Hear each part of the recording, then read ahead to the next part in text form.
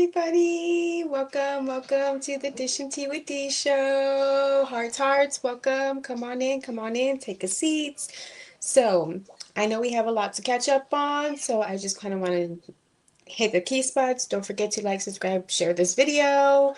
So yes, we have a lot to do today. So we are going to go right through it. First, I'm going to say under Section 107 of the Copyright Act 1976, allowance is made for fair use for purpose such as criticism, comment, news reporting, teaching, scholarship, and research. Fair use is a use permitted by copyright statutes that might otherwise be infringing. Nonprofit educational and or personal use tips the balance of in favor of fair use. All people are presumed innocent until proven guilty in the court of law, and I am expressing my First Amendment right. So while we go through that, I have covered all my bases. So let's continue. So today we are going to talk about the Charlie Kirk situation. I kind of dug up as many videos as I can. For now, there's some that I haven't been able to get to, but I do want to get to them as well, if I can. Um, like loading them and stuff like that, so I'm able to share it with you guys.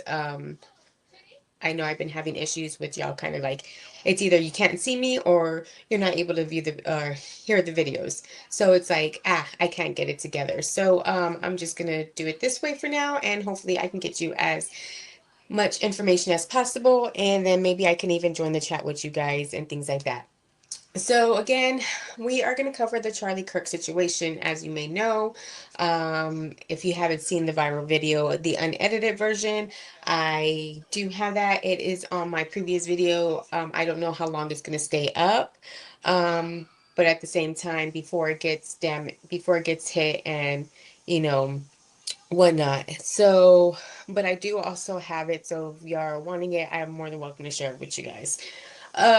We are probably gonna play a little bit of it, but we're not gonna play the whole thing this time. I'm gonna skip the main part of it so that way this video doesn't get flagged or you know hit, marked, reported, whatever. So I do gotta kind of go back and maybe even shadow that other one. I don't know, but we'll get to that later. Whatever happens to that one happens to that one. I always make a copy of all my videos that I upload, even my lives. I have downloads of my lives as well. So I have a backup copy of it. So it's even if YouTube decides to delete it or get rid of it or give me a warning or whatever, at least I have a backup copy to it. Also, so let's kind of get into it. Let me go ahead and start sharing those um I had the file open earlier. Okay. So we are going to start off with the main video.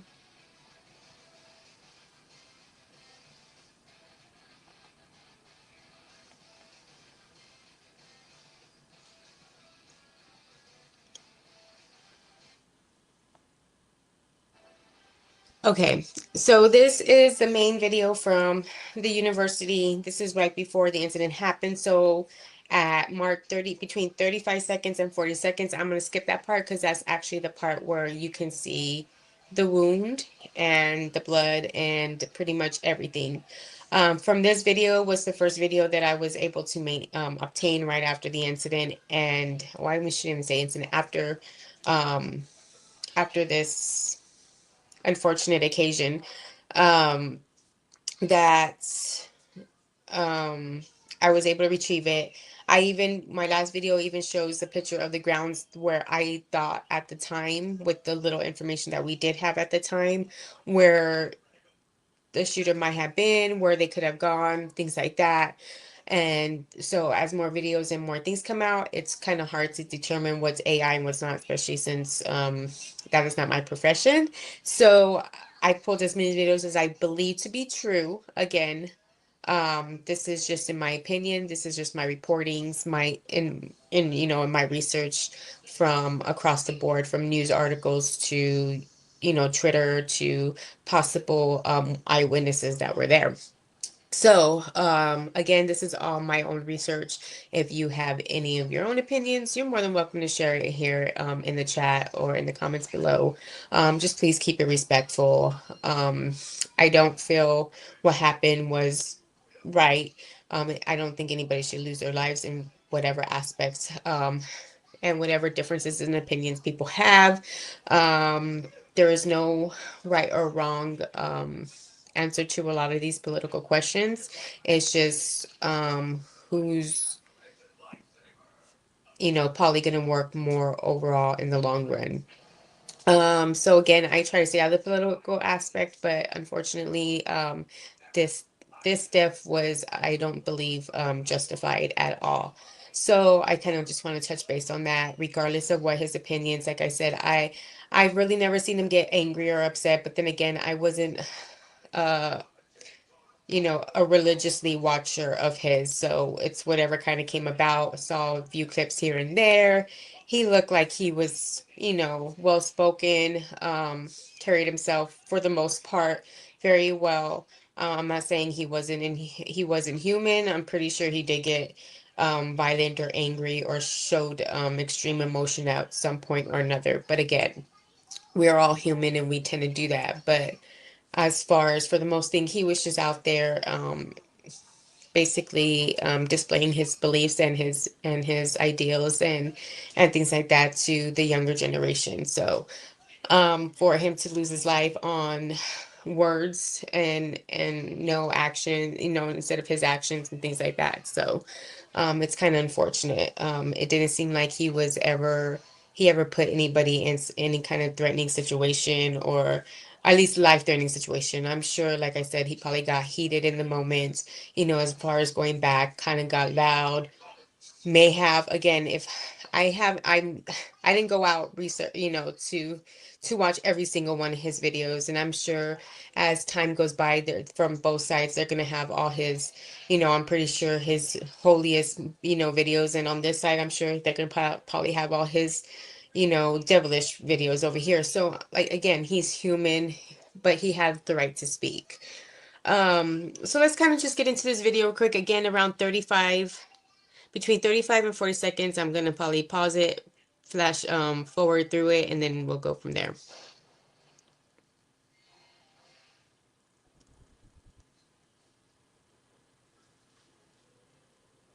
Yes, is that fair to say? All right, great. So, do you know how many transgender Americans have been mass shooters over the last 10 years? Too many. Okay.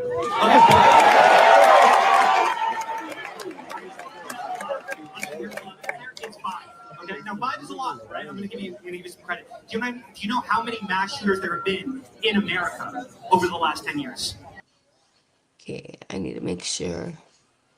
So that is the question right before the bullet. As soon as he picks it up and starts to answer the question, that's when you hear the shot. So again, I'm going to fast forward this to about 39, 40 seconds, and we should have passed it. Okay. Get down. What the fuck? No!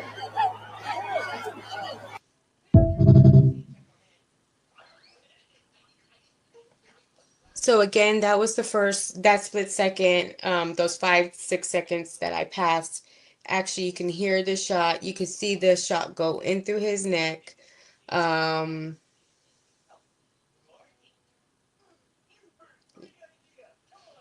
Okay. At that time, you can hear the gun going off. The bullet, you can see the bullet hitting him in the neck, blood spurting everywhere. So again, from this video, this is where I aspected where I thought he was in that LC building and that other building that was right over. He had to have been on top of one of those two buildings according to the angle of the shot, angle of you know what I mean? So again, and then at that, looking at the map, you knew he had to be a certain amount of distance so far away to even be able to get a clean shot. So again, it had to be somebody with knowledge, some type of background training.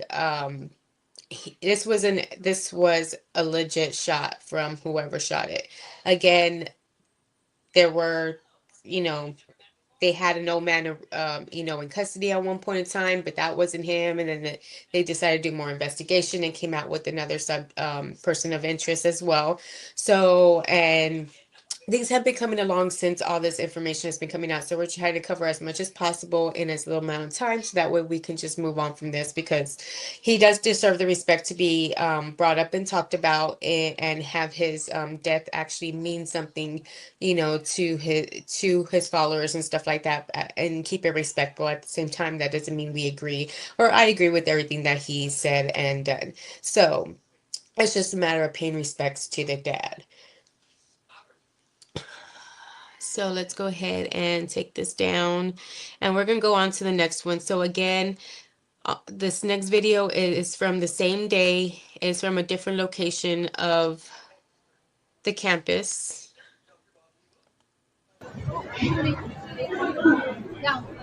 And then here, this is the video that's going to be, this video is actually going to show from a panoramic view. This is actually from behind, up above from where Charlie was sitting. If you could see, if you're facing the tent, it's the big old, it almost looks like a box sky view of a field, you know what I mean? So they had all the windows up there, and they were able to see down. So this is from that point of that sky view.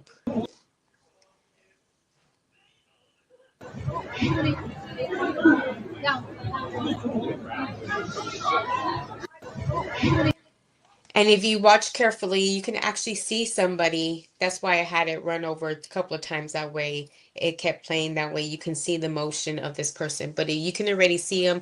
He is actually at the top part of the screen, on the top of the building. So you can see it in the view. He's actually at that top right part so far. And you're going to see him run across from right to left. Not reading, but the opposite of way, right to left. We read from left to right, so we're going to look from right to left. And you're going to see him running from this point of view to this point of view.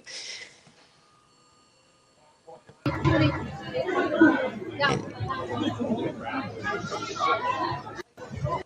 so again, just kind of keep your eye on that top building, because it goes really quick, but you're just going to see a quick shadow go from one side running to the other side.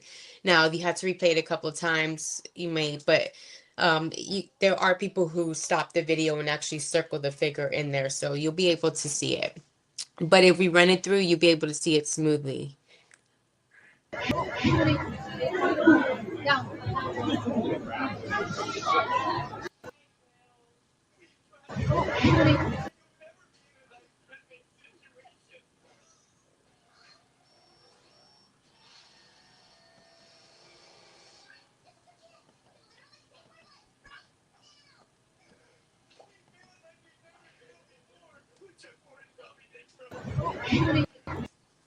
Oh, this one was attached to the, okay. So again, I'm sorry, I didn't realize. Obvious, or doing Fuentes. They're trying to lock. Okay, so after this, and then after all that, those videos, remember how they caught this old man? But then I was thinking, when you go back and they caught this old man and see what he was wearing like a blue shirt or something, a collar shirt or some sort.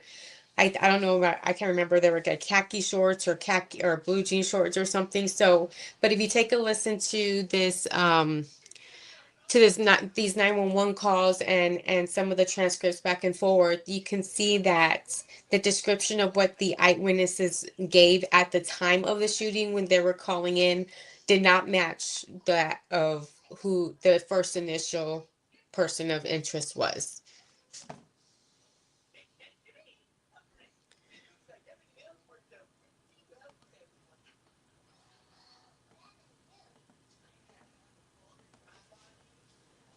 Hold on, I gotta change this.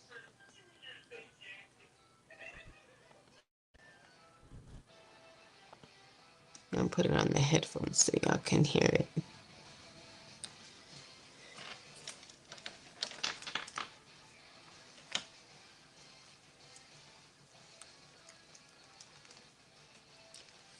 Sorry, guys. Okay.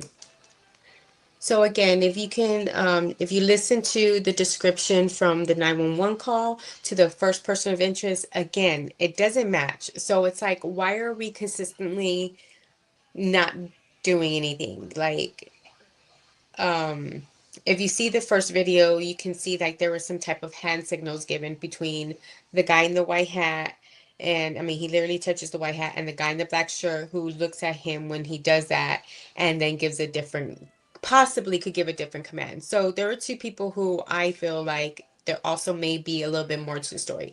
Again, possibly because anybody could have had a hat on at the time and adjusted it at the same time as all this was about to happen. Again, it could have been coincidence.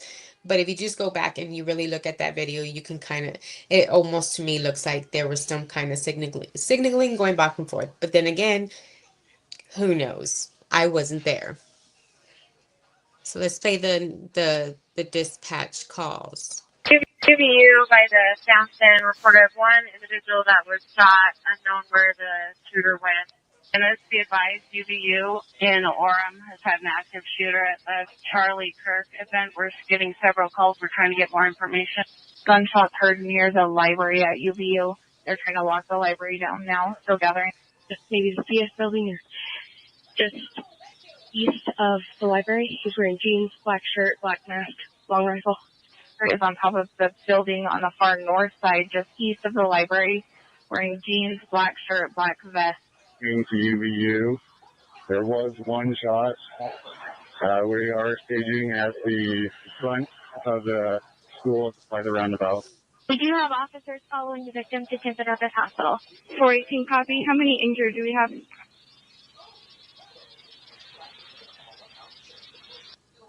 It's just one person.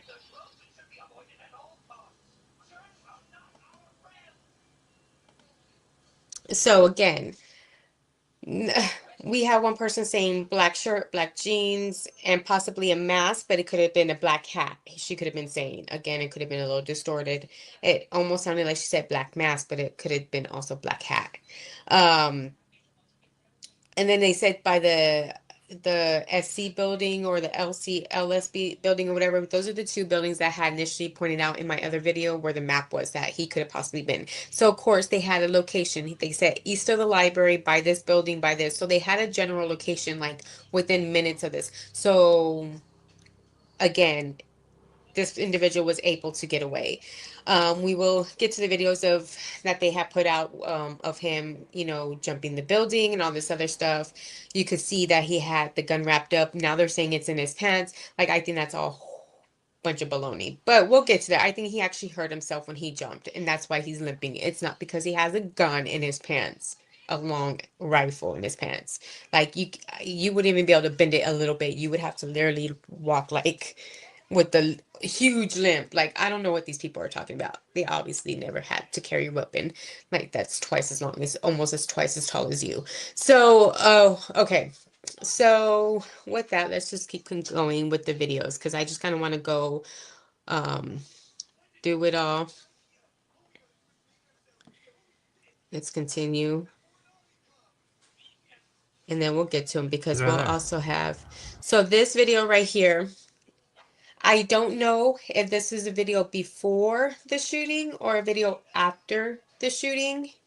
Again, we,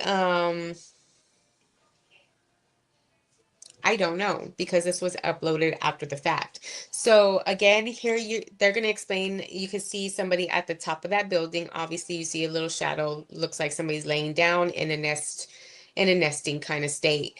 And then they will explain that they actually seen them come from one spot to another. Again, if this was prior to the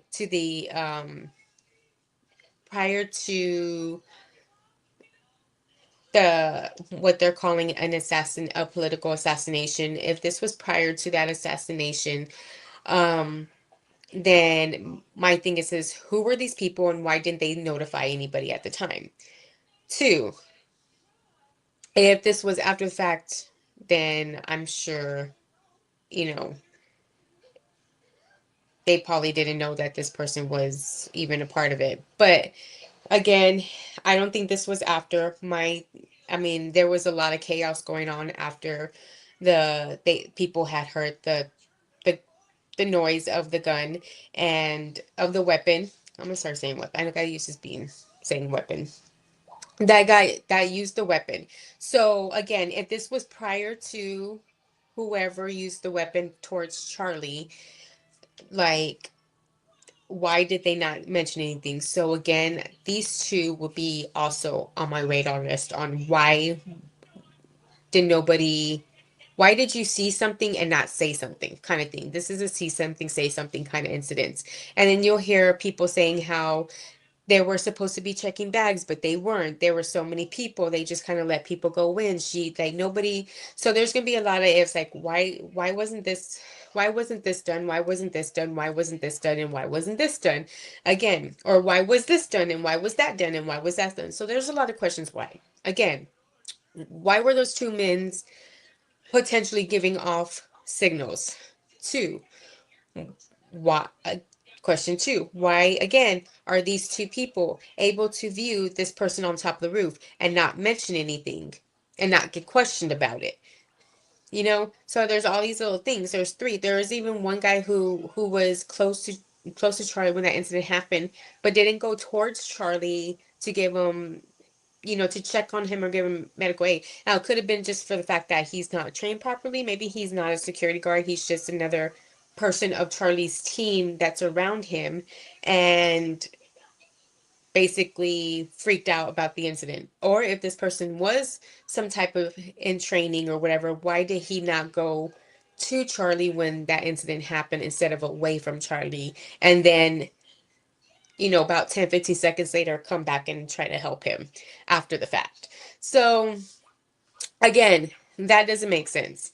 And of course, he's always have some people recording and things like that. So he was a guy who was there recording. So he could have just been there, working on Charlie's podcast or YouTube channel or whatever that they have going on. It could have just been one of his crew members. Again, somebody I would like to question. The guy in the black, I would like to question. The guy in the white hat would love to be questioned. These two people who are talking in this video right now, I would love to question those people. So let's kind of play and you can kind of see for yourself what I'm discussing. Just saying. Can right up. Yeah. You think he'd already be in place? You would think that. So there's somebody on the roof right there? Just saying. He just ran from over. Where's my finger? Well, from over there, ran in, and now he's right there. Just saying.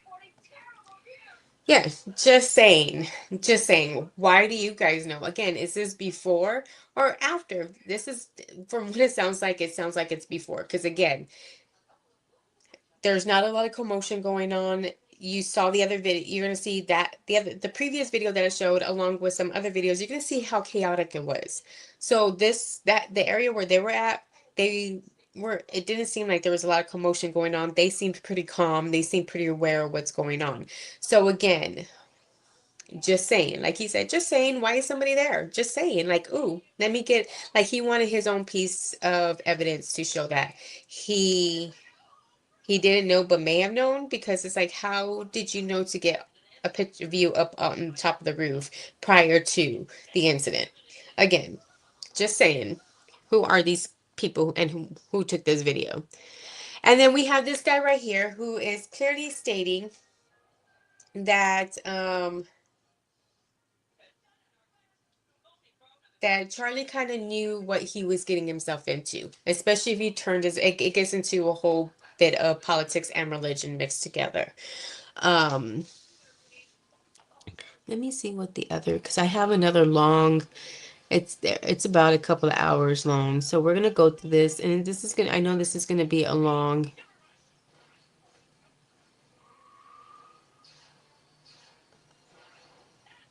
Because I kind of want to go back and forth between these videos. Because then, Donald Trump comes out about, well, not, I think was it yesterday I think it was yesterday morning or Saturday morning. It was either Saturday morning or Sunday morning. He comes out and he does this conference saying this is when they first got the second person, the second person of interest, who most of the world believes is the actual shooter. Now, whether he's the actual mastermind behind it, that's a different story. This is the actual person allegedly who the police have in custody as, alleged, you know, shooter of Charlie Kirk.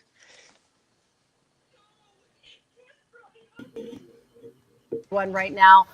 John, you're getting it. We have President Donald Trump on Fox and Friends right now. And he has just confirmed that they are confident they have the shooting suspect in custody. Again, this happened just seconds ago. President Trump on the Fox News channel moments ago saying that they believe they have the suspect in custody. This is major breaking news. We told you earlier that we are expecting a news conference at 7 a.m. this morning called by Utah Governor Spencer Cox. Now, that's a change. Up until this morning, all of those press conferences have been called by the DPS commissioner here in Utah. But the governor calling a news briefing at 7 a.m. this morning. Again, what's happening right now, President Donald Trump is on the national Fox and Friends network morning news program right now as we speak. He just made a major announcement.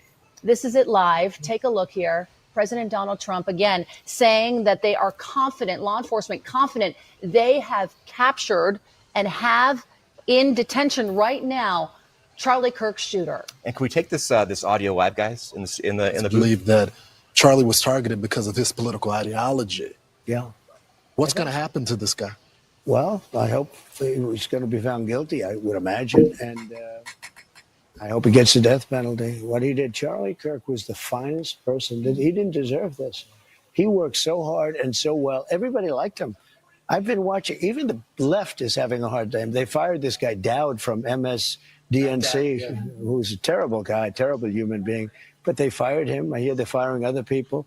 And, we're talking about radical left. Now, they're a little bit, but radical left networks and cable channels, horrible channels like MS. I always go at DNC because it's, somehow affiliated with the Democrat National Committee. So, it's a little statement you make. But MSNBC, but NBC, ABC, CBS, they're all terrible, absolutely terrible and unfair. But even they have been giving it sort of like this can't be allowed to happen. And I just love moment of silence of the Yankee game, moment of silence of the Redskin game, Commanders game last night, because they understand this doesn't matter who you voted for. This was a special person. My opinion is that you have people, when a soldier dies, you write a personal letter, you feel it. When something happens in America, you feel it, you show up for it. I feel like with Charlie Kirk, from what I witnessed, is for you is almost like a family member. Don said to me, he's sort of like a son to you. Charlie got involved like 11 years ago, I think. He started, he's a brilliant guy, but he didn't go to college. He actually started in college. He was so bored that he left. He would have done very well in college if he wanted to, but he was brilliant. I always said, can you get a degree because you're sort of used to having people like you went to college, right? But he just didn't have the patience to do it. And he started this really during what would normally be college, maybe even sooner than that, but what would normally be college. And it's become a movement. And, I won youth. A Republican never wins youth, but I won youth. I will tell you, TikTok helped me, but he helped me with TikTok. But he helped me with youth. I've never seen a person who's, in this case, older than the people we're talking about, in many cases. I've never seen young people or any group go to one person like they did to Charlie. Mm-hmm. He'd go out to Arizona, to any school, to Utah, where he was, but any school, also East Coast, anywhere. And he would have bigger rallies than any radical left speaker. And it was killing them because he'd have 5,000 people show up, 10,000 people show up. They'd go and they'd have 50 people, but they talk big league, right? Now, he was an unbelievable talent, but he was it wasn't really so much a talent. He just really believed it. He just believed it. He loved young people. He wanted to help young people. And he didn't deserve this. He was truly a good person. Do you think it's important for people to see how he died?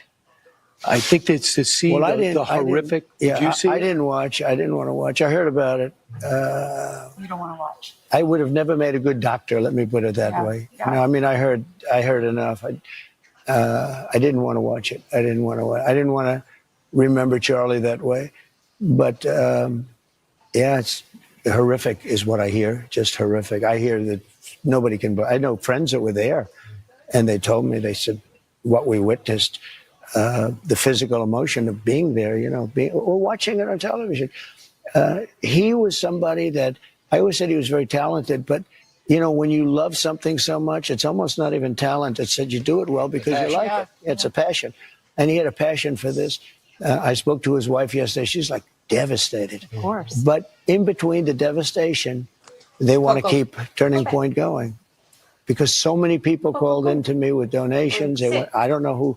Do we give donations to her? Do we give it to Turning Point? Do we give it to, any one of the hundreds of colleges that he worked with or universities? There you go. And they want to keep Turning Point going. They think they can do it. He had a very good staff, I noticed. Charlie would call me up. I'm president of the United States, and I get a call like a day before. Sir, could you come to Arizona tomorrow? I said, Charlie, I'm president. I can't just come. He said, it's so important. Could you play? And I'd usually try and get there. He's the only one. 20,000. Yeah, he was such a great guy that he had to end this way. But in many ways, he's bigger now.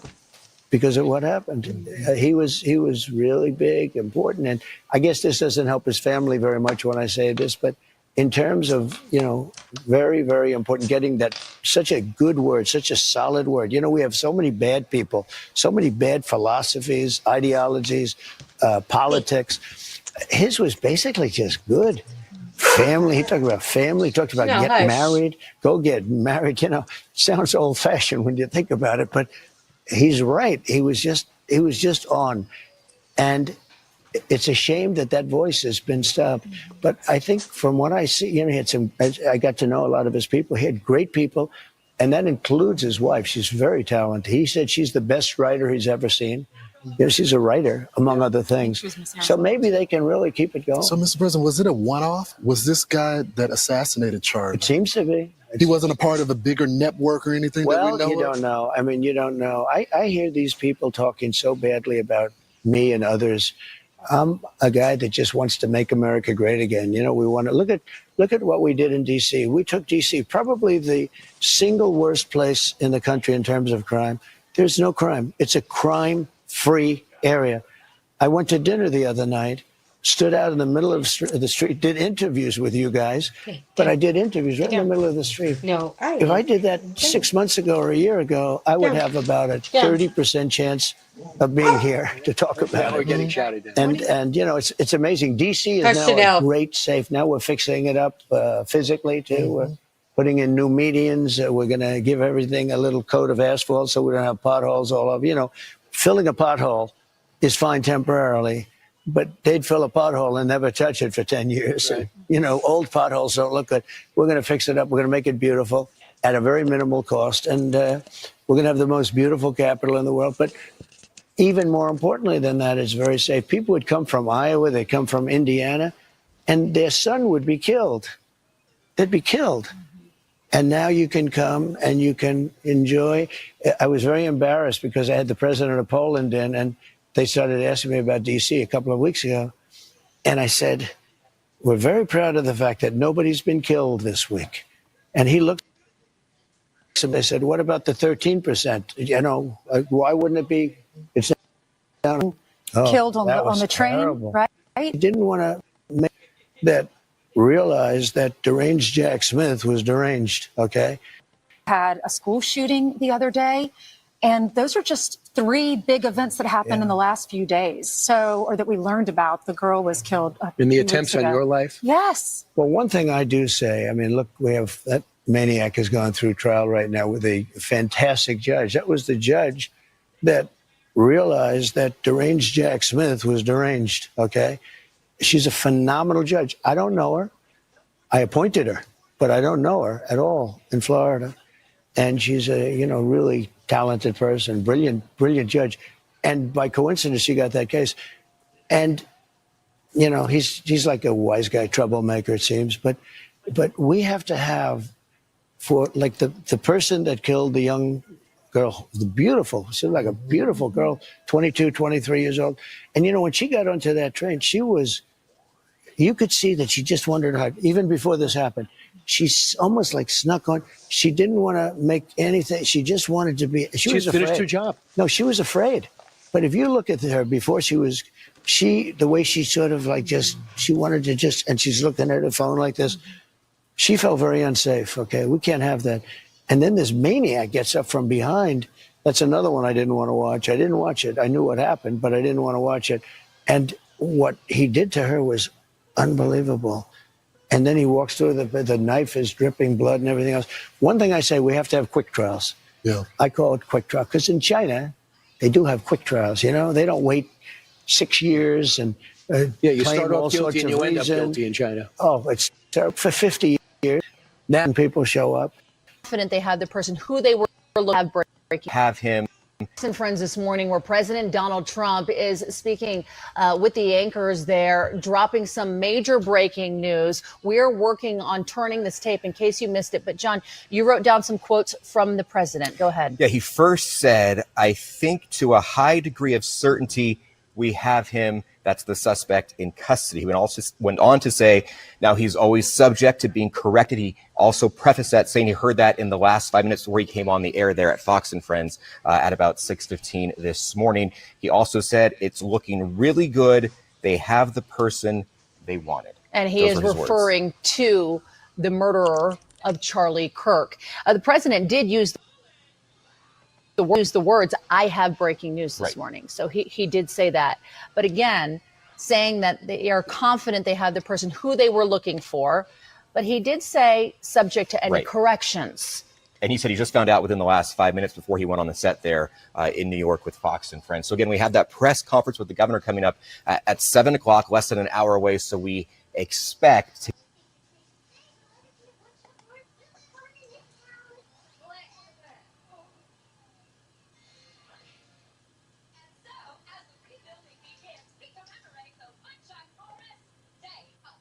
Okay.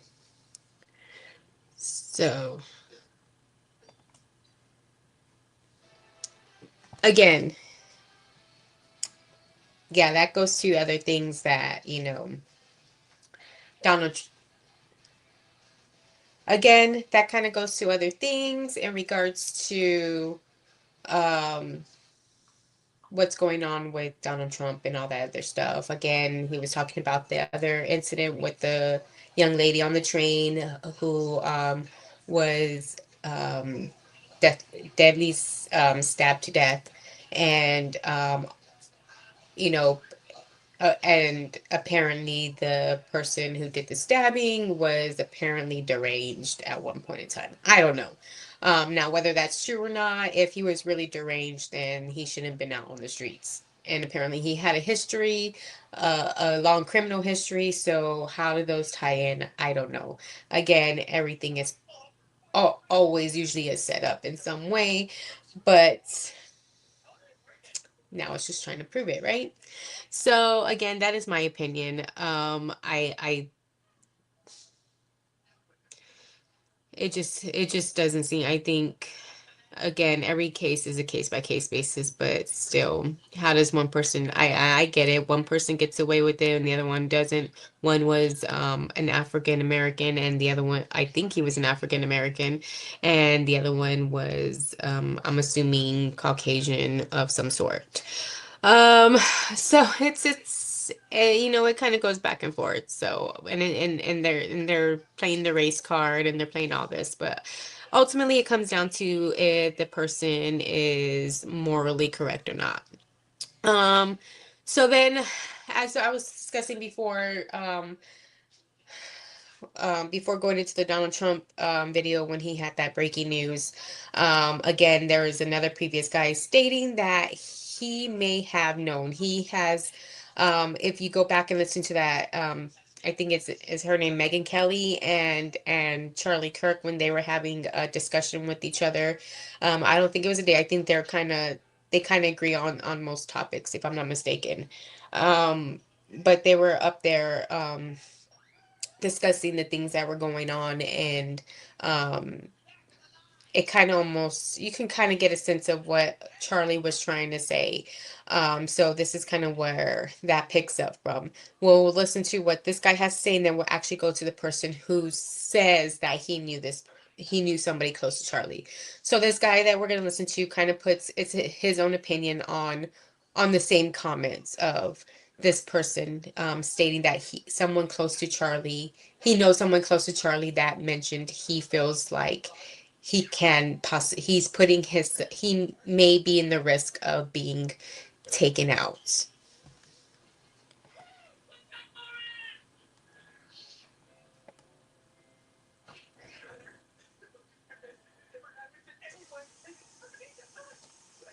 I think that people over the age of 40, like Tucker probably included, don't realize just how many people are listening to Fuentes and waiting for anyone to debate him, like anyone at all, because it's becoming more and more apparent that the only reason Charlie Kirk or Ben Shapiro wouldn't want to debate him is because they know that they would lose dramatically.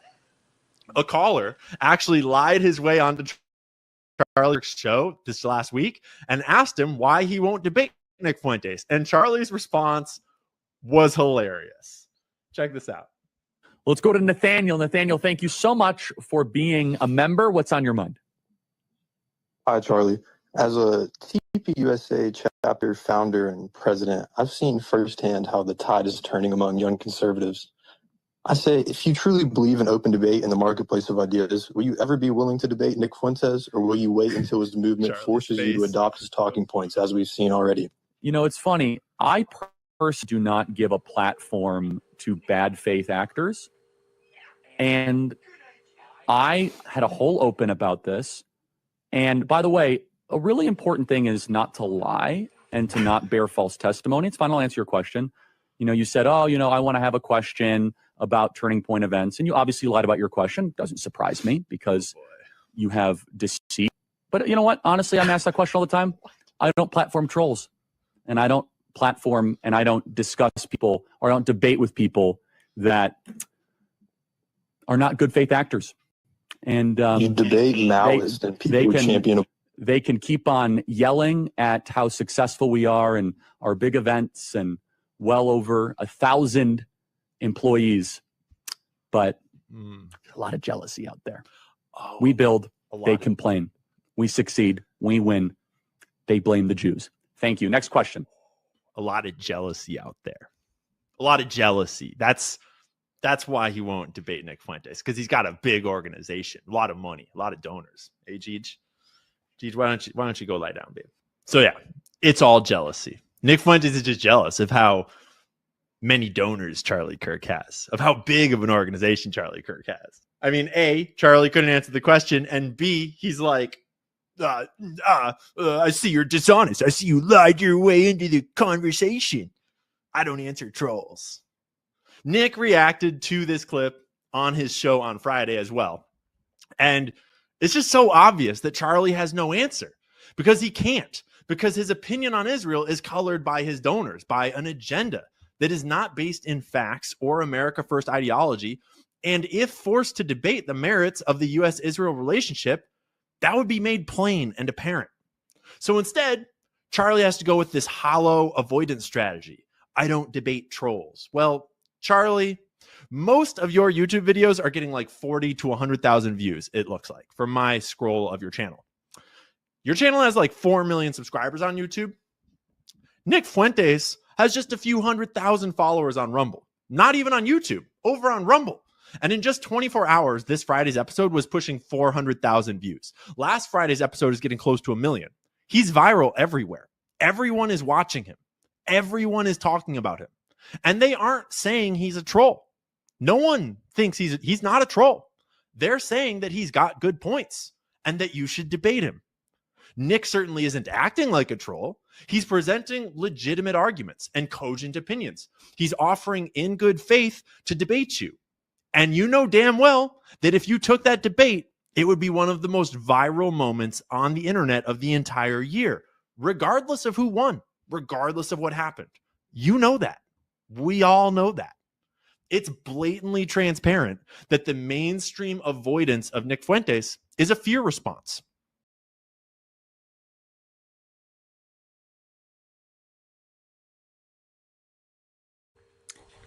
So, again, I believe this is a Harrison. I forgot his name. But I will try to go back and tag all these creators in this video that I have in here. I gotta start getting the habit of doing that because I have a real bad habit. I'm just like, yeah, shout out to them, and I'm like, nah, I gotta give them their props in the description and stuff. Eventually, I'll get there, guys. Still a process of learning and busy on top of everything else. So this was the guy who originally made that comment on the tweet where he says he knows somebody close to Charlie and which Charlie confided in him that he thinks Israel will eliminate him from this earth if he turns his back on them. And so this is kind of like what his thing is to that. Once people started catching the whiff of his video, he kind of goes back and describes what he was kind of talking about and what he felt at that time. But I wanted to make a video at least to talk a little bit about my tweet that's gone completely viral from last month.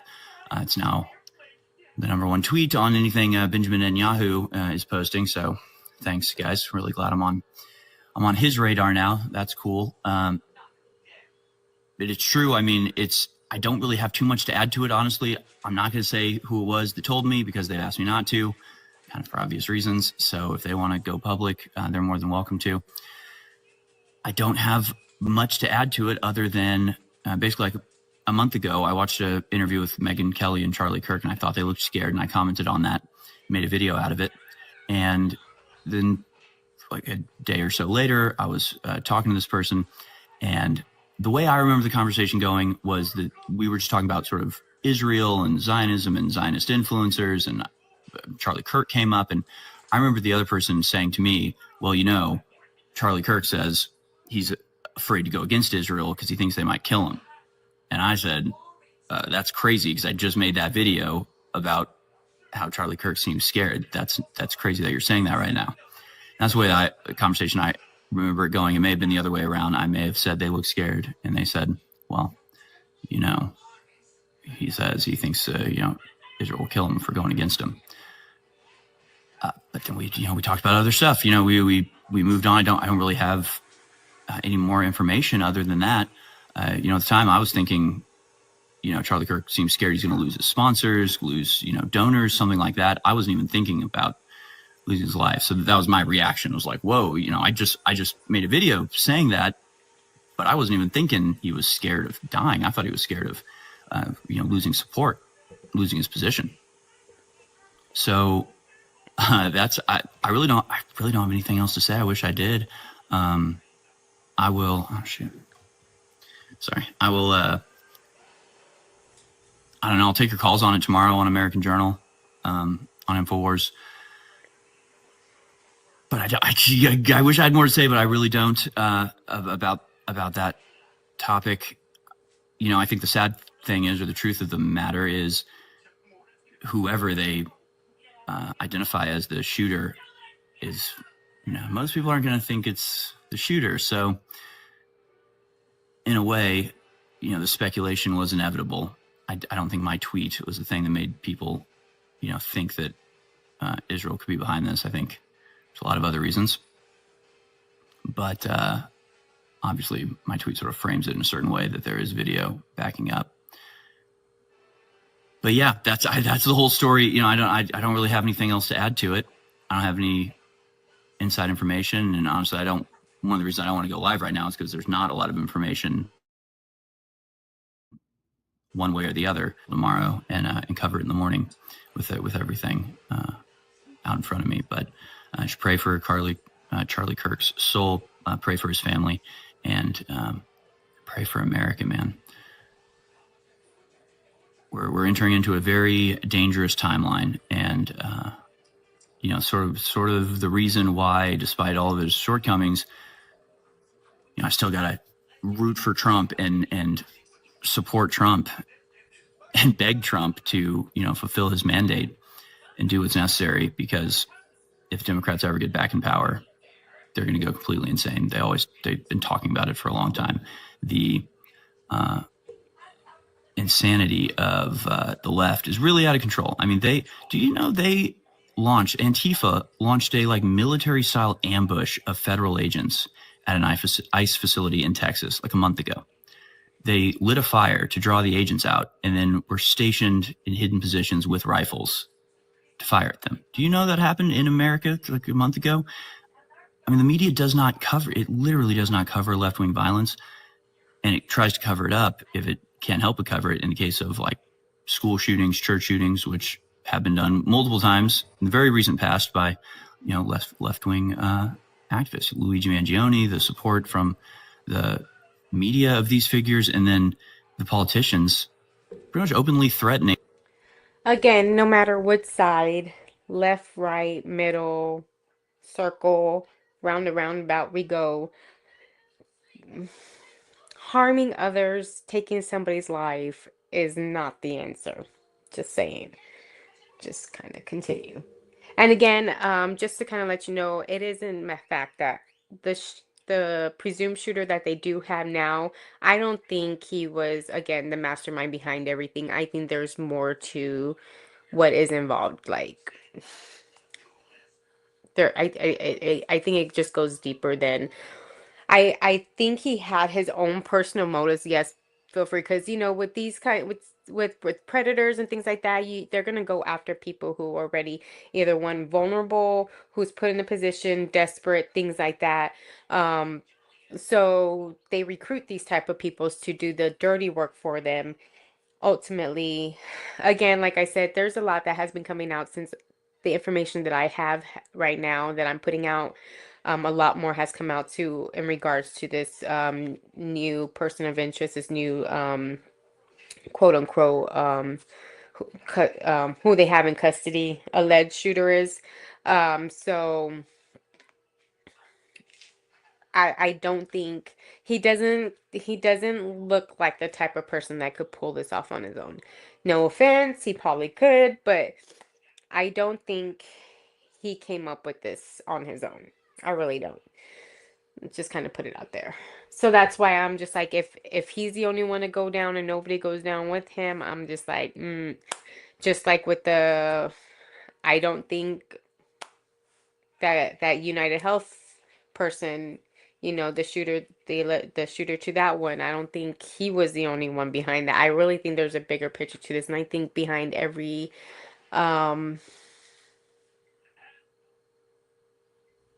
I guess publicize assassination, murder, or anything like that, I think it's for an agenda purpose only. Again, look at what he's talking about. Where's this incident at? Why isn't this incident on the news?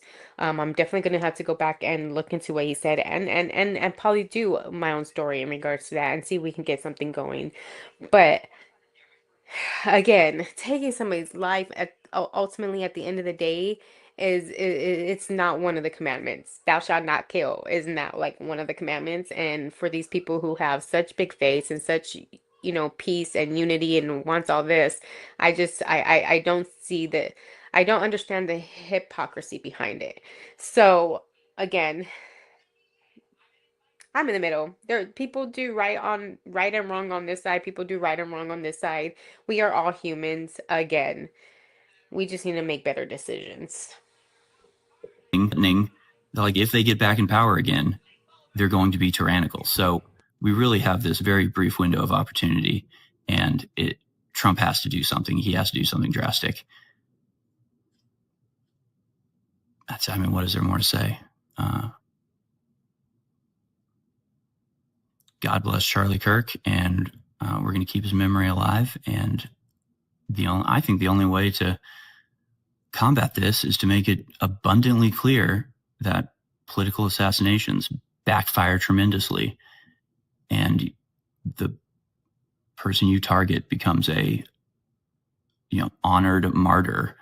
And if you thought you were getting rid of Charlie Kirk, I think Charlie Kirk's face should be on billboards and plastered on walls and posted under every leftist every day from now until eternity. I think We need to make it very clear that taking a shortcut like murder in the political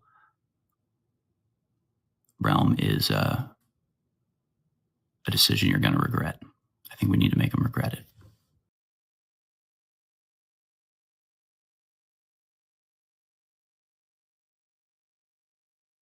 I would be careful with I mean, he had a point there for a second, but when he said they need to regret it, I'm just like, and slow down. Because people can take that in as a violent stance right there in itself. So, anyway, but ultimately he did become a martyr, and he was a glorified martyr like that, so, like he said. So, I mean, Donald Trump is giving him like some heroic award and things like that just because he spoke his mind, and somebody decided to, take his life away. Again, I mean, this ultimately kind of reminds me of The Purge. Remember The Purge, where she really didn't want to become, she didn't want anything to happen to that one dude because of that. Like, she would become one of them. And that's what she didn't want. She wanted to stay true to what her values are and her morals are. And ultimately, like, having a martyr is not, it doesn't benefit your side or anybody else's side. So y'all should have just kept fighting with words and stuff like that. And again, words are just words, and opinions are just opinions. And there's right and wrong on both sides. So it is what it is. And that's how I feel, and that's how I'm gonna stay. Again, if y'all haven't heard any of my videos, I don't claim to be red, I don't claim to be blue, I claim to be purple. I am purple because I am queen, I am fabulous, and I am royalty, and I tend to act like it and want to be it, and we just need to like have that mentality, and maybe this world would be a little bit better place. Anyway, let's continue. See what the next video is. Sorry, that was the end of that video. So the next thing, Did you know the judge that released this guy? This is where we got into where the judge, he's talking about the judge that got released because he is apparently deranged and he can get away with murder. Guy didn't even go to law school. Yeah, not even a lawyer. Yeah, these magistrate judges that are making a decision to release these people without bail, yeah, they're not even lawyers. They didn't go to law school. They didn't pass the bar. They just got appointed to be judges. No training required. Oh, yeah, and that's the case in states like North Carolina, South Carolina, West Virginia, Texas, Arizona. They don't even have to be lawyers, but they can be judges. They don't have to go to law school. They don't have to pass the bar. However, they sit in judgment over people who did. How the fuck is this a thing? How the fuck do we have judges who didn't even study the law? How did this ever become a thing? That's one of the most insane things I've ever heard. Like, to be somebody's lawyer, you have to go to law school, you got to pass the bar. Like, just to represent a client, you have to do that. To be able to prosecute that person, you got to go to law school, you got to pass the bar. But to be the judge, to be the person overseeing these lawyers, to be the ultimate arbiter of the law, you don't have to go to law school, you don't have to pass the bar. How is this a fucking thing? Apologies for the 3 F-bombs there, but we are in some crazy times. This just broke. Older millennial put this out. And he's pissed off, too. You should be as pissed off. So again, the older millennial, which is this gentleman over here who's did all the talking. Yeah. Even here in Texas. So maybe that's something we're going to have to go and fight, too. So again, this is very interesting. Very interesting. Off as him, if not more. Next before we go into the and video, you should be y'all. going to your local magistrate judges and asking them, are you guys putting criminals back on the streets so they can prey on people again? That's what you need to be doing.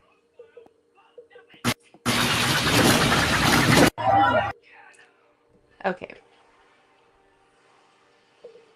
So before we get into the next videos, these videos are going to be like of different views of Charlie's, of the incident that happened with Charlie, with him getting, taken away, with different views of people, different interviews of people, different people's perspective of what happened. So that way we can get a better logistics of what was really going on and how chaotic the scene was, and why the cops weren't able to correctly identify the person of interest at the very beginning of the search, of the investigation, and things like that.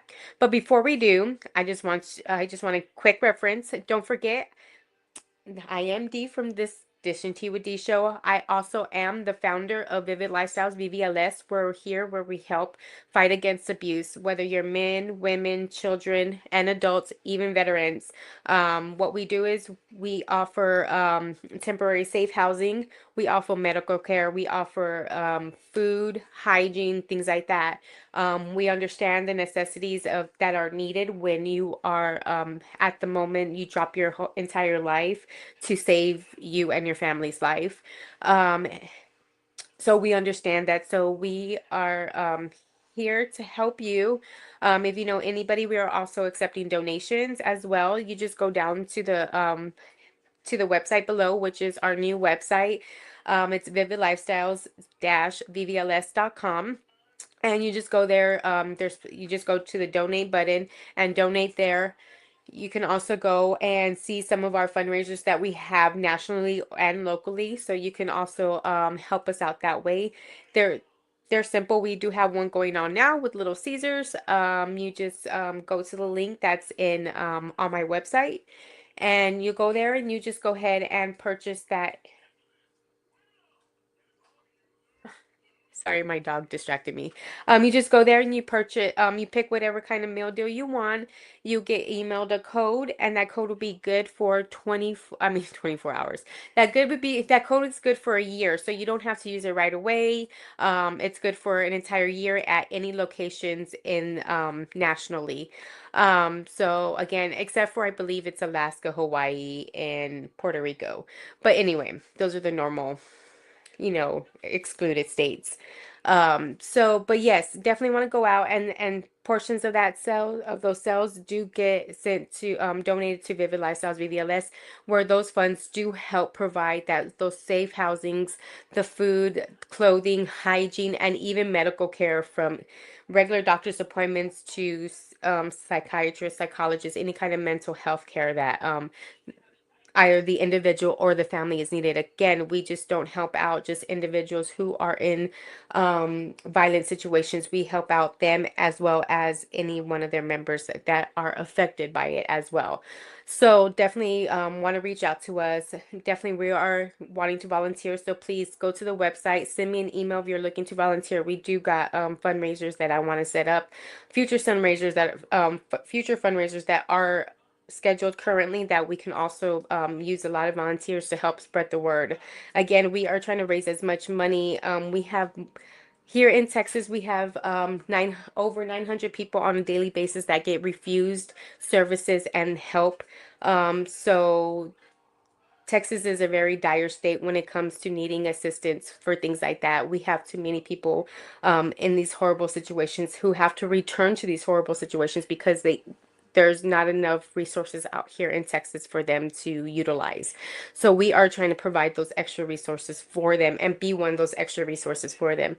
So, okay.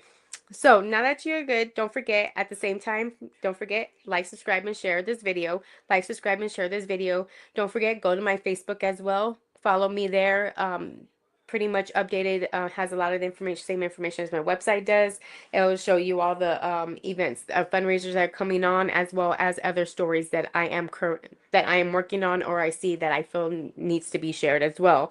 So don't forget, it only takes a quick few seconds to share and get the word out. So again, we are fighting against abuse in this crazy time, in this crazy world.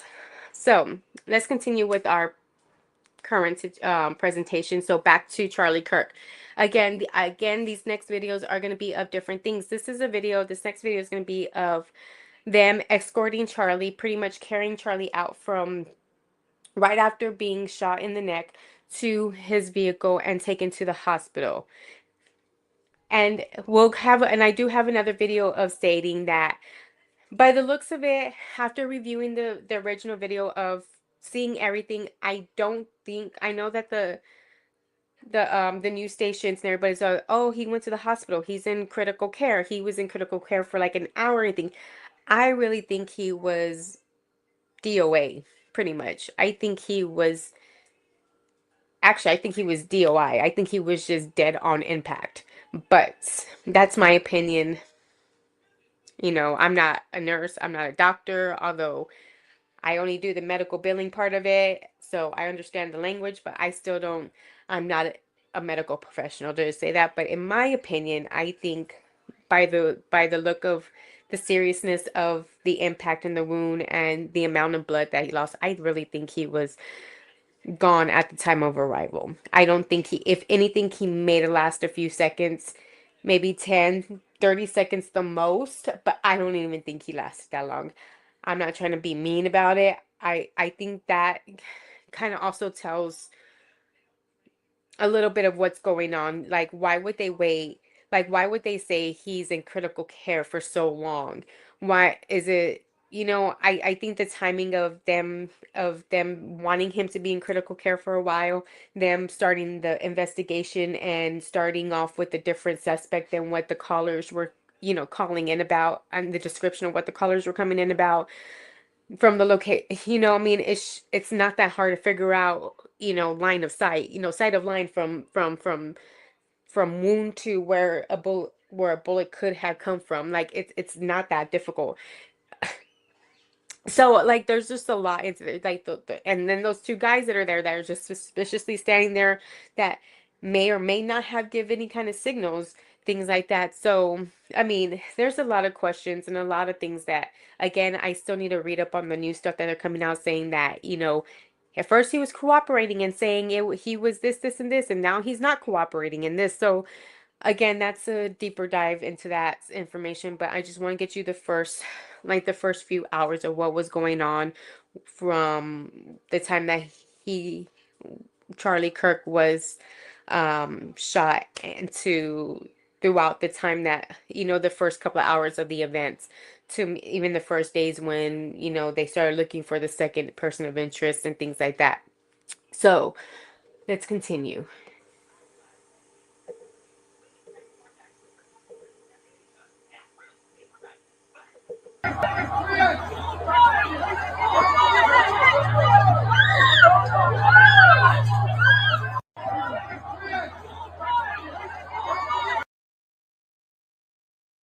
And then you can see the guy that was standing next to, or like kind of off to the side behind Charlie, next to him, kind of catty corner for him.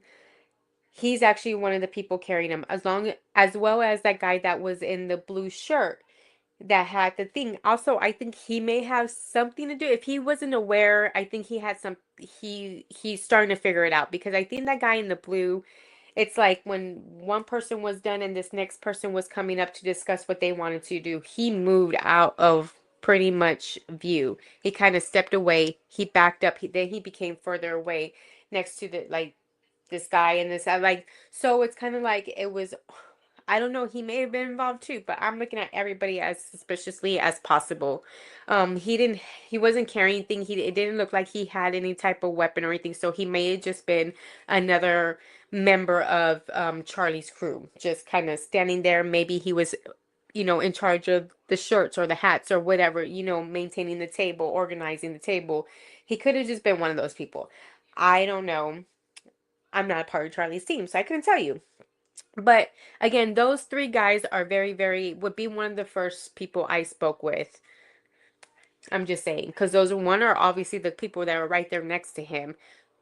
You should be giving them, and he was the one that didn't go towards Charlie right away. And if I'm not mistaken, I don't know if the guy in the white went towards Charlie right away. I think he did. So it's kind of like, I don't remember. I'm gonna have to go, when we watch it, we'll find out together, right? But you could see all like this guy, and these guys were all the ones that were standing next to Charlie. I think it was this one, because that one looks like, I can't see if he has long sleeves on there. But it's one of those, I can't tell, this screen is too small on here. But we'll continue.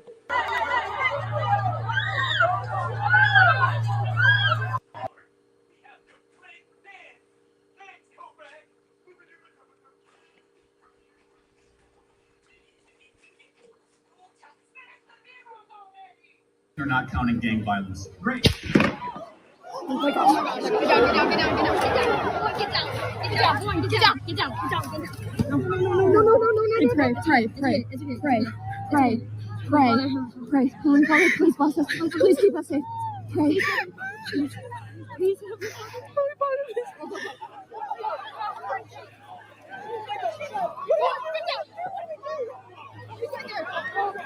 I would just like to say, whoever that girl was that was taking care of her friend, you did an awesome job controlling your friend, trying to keep her calm because you can hear her in the background. She is freaking out. Along with in that last video when they were carrying Charlie out, you could see and hear that girl screaming. Same thing here. Like she just saying pray. She's keeping her calm. Like that is the best friend that you need to keep. Just saying.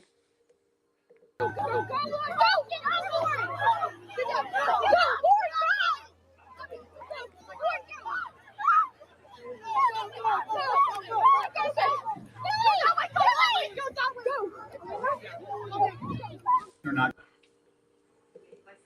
And that video shows exactly how chaotic the scene was. And you've seen how close she was not as close as maybe the person in the other video that took the other video, but she was still there on grounds within, several, maybe 50 feet to 100 feet, if that. So she was pretty close. So I could only imagine the fear that they had. I mean, we watched it. We watched the fear in their eyes. We can hear it in their voice. We can hear it in their tears, their sounds, their crying, their shouting. So, and you see the chaotic movement of the phone. After the shot, it's no longer steady. It's everywhere. You see people running this way, that way. So, again, how are you going after the wrong person with when that never even matched the description? And these are people, policemen, security guards, who are supposed to have these type of trainings. Again, this is another view of them carrying out Charlie. Again, from the other view was coming from behind, looking this way. Now we're on this side, looking that way. So you'll see the girl running and crying, going that way now, instead of coming towards you.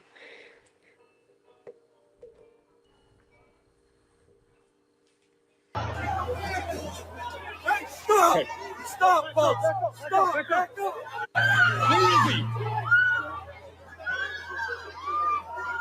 Amy! Go! Stop! Okay. Stop, folks! Stop! Back up! Easy! So right there, you could see how chaotic it was. The people just spreading everywhere, just starts running, scattering everywhere. It is chaotic. And obviously there is somebody there already, some kind of security guard. They need to talk to them because I would like to know, what was the process for you guys having this event there? What kind of other guards were here? What other kind of security did you have? Did y'all have some kind of metal detectors? Were there something set up? Was there a certain entrance, one way in, one way out kind of thing? Was it, which obviously there wasn't. It's a big campus, so there's plenty of different ways. And if you see, there was even students on top of buildings. If you can see straight ahead, there's people. If you look right on top, everybody down here, if you look straight up above this little speaker, that black speaker right there, you see people on top of those buildings.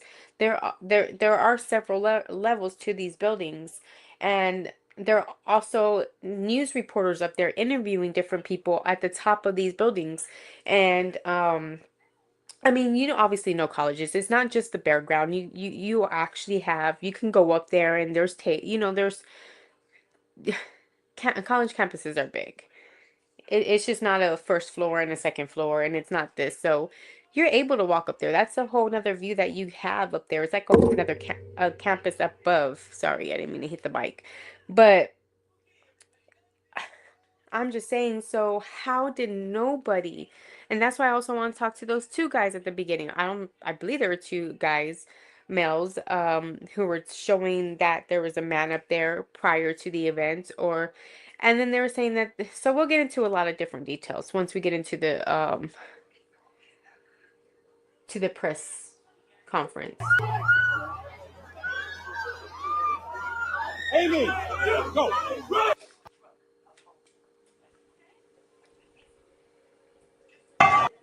And again, this is just moments before. So this is the guy I was talking about in the black.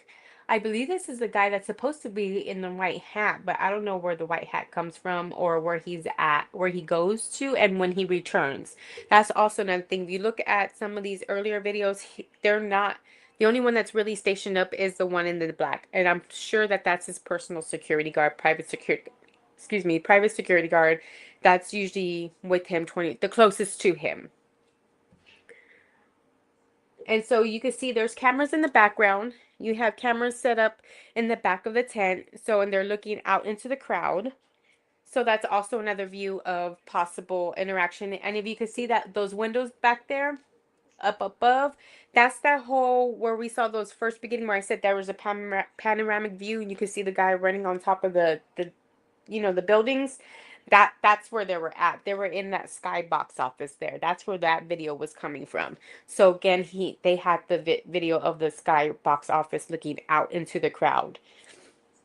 And again, you could see the videos in the tent as well. Now, I don't know how far into the crowd that they go, or they just kept it closed because to where the interviews are, so they can get that interview and put it up online. It's probably also why they have those videos. I think it's more for reporting and uploading it online, TikTok and things like that. So those can also be beneficial if they look at those as well. And again, this video right here is moments when he's walking into his tour onto the stage. He's walking into it, onto the campus, going that way. And then there's another, I think that, I don't know if I put this video up or not, but you can see him kind of walking up the stairs prior to this as well, going from right prior to this moment where he's leading up into this moment. He's passing out some hats, some t-shirts, things like that, getting the crowd going, entering in, basically putting on a show.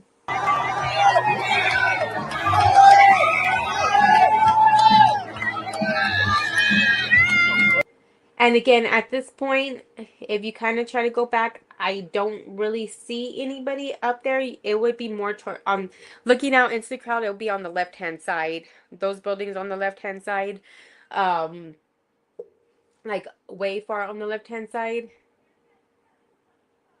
because this video kind of goes fast. I couldn't really see anybody up there at that time. Again, he is just walking up and he's just sitting down. Again, I believe the shooter should have been somewhere over here. Now it would be kind of to the right a little bit, right where those trees are. So in between that building and the other building, I think the shooter should have been somewhere up in there. Again, this is not such a very good view. This is not such a very good resolution of video. But again, want to keep an eye out on the guy in the black.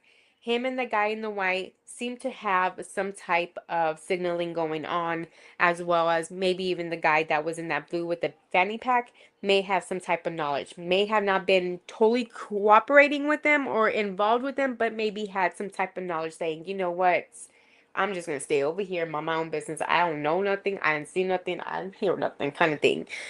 But again, it's always going to be the people closest to you that are going to be the ones to turn on you.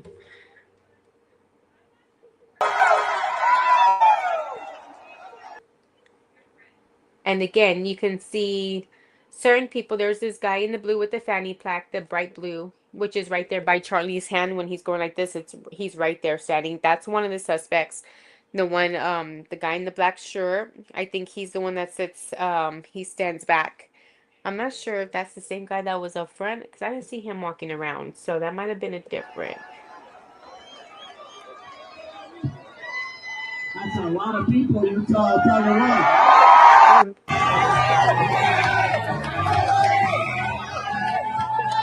See, because he looks like he's right there. He may have walked around. This video is such... Oh, okay, it is a different guy. Okay. So... where's that guy in the white? Where did he go? He might have walked around the other way. I don't know. Because then he ends up on this side of the guy in the black.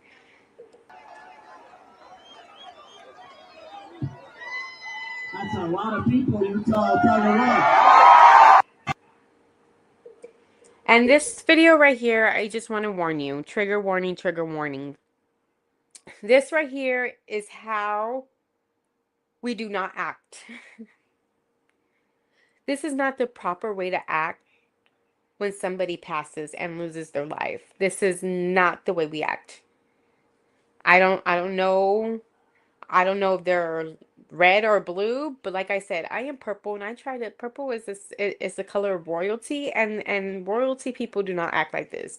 This is horrific. This is disgusting, and I am appalled by it. But let's get into it.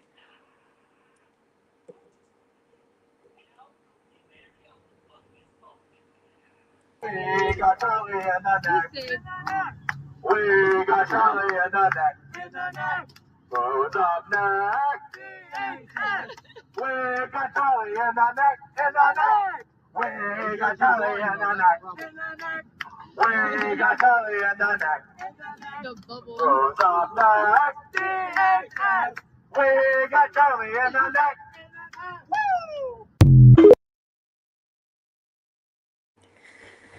Again,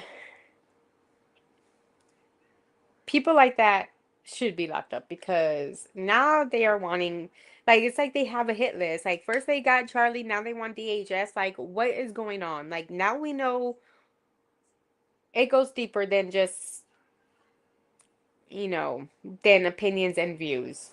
I'm just saying it's bigger than these likes and thumbs up, thumbs down. I don't know, but just send out the hearts. Send out the hearts. Just send out the hearts, because that is what we're supposed to be doing. Hearting everybody. Heart, heart, and heart. Because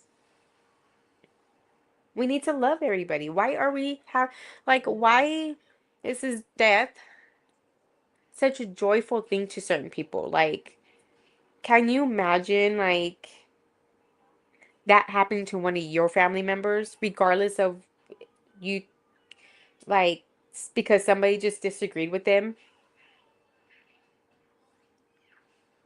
It could be because they like mustard and that person doesn't like mustard, and just because of that, they're gonna pow your relative. Like, that makes no sense. That makes no sense. Like, why do you think it's okay for violence? Why?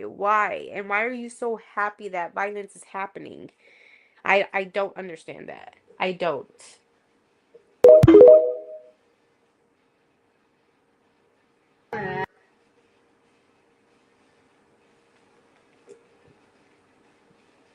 The FBI releasing new images in the search for Kirk's killer. This comes more than 24 hours after his assassination, and the suspect remains at large. Authorities also sharing more details about the aftermath of the shooting.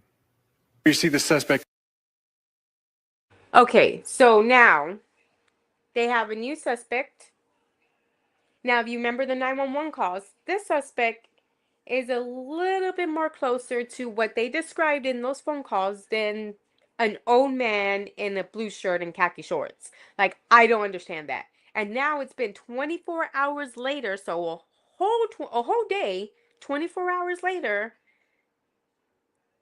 Now that they got video, and now we can confirm those people who are calling us are telling the truth. So now we got to go back and look for somebody who's wearing this shirt and this hat. Like, by all means. Really? Really, guys? Really? And it took 24 hours for people to put up this video. Like, even the guy in the video was wearing black. So when the person said it was black, like, he was wearing black pants, black shirt, apparently black mask, but I think she said black hat. The video, the 911 call could have been a little distorted. You know how those go. It's like talking into a drive-through thing like that, and goes, wah, wah, wah. You hear Snoopy and what's her name from, Charlie Brown. Wah, wah, wah. So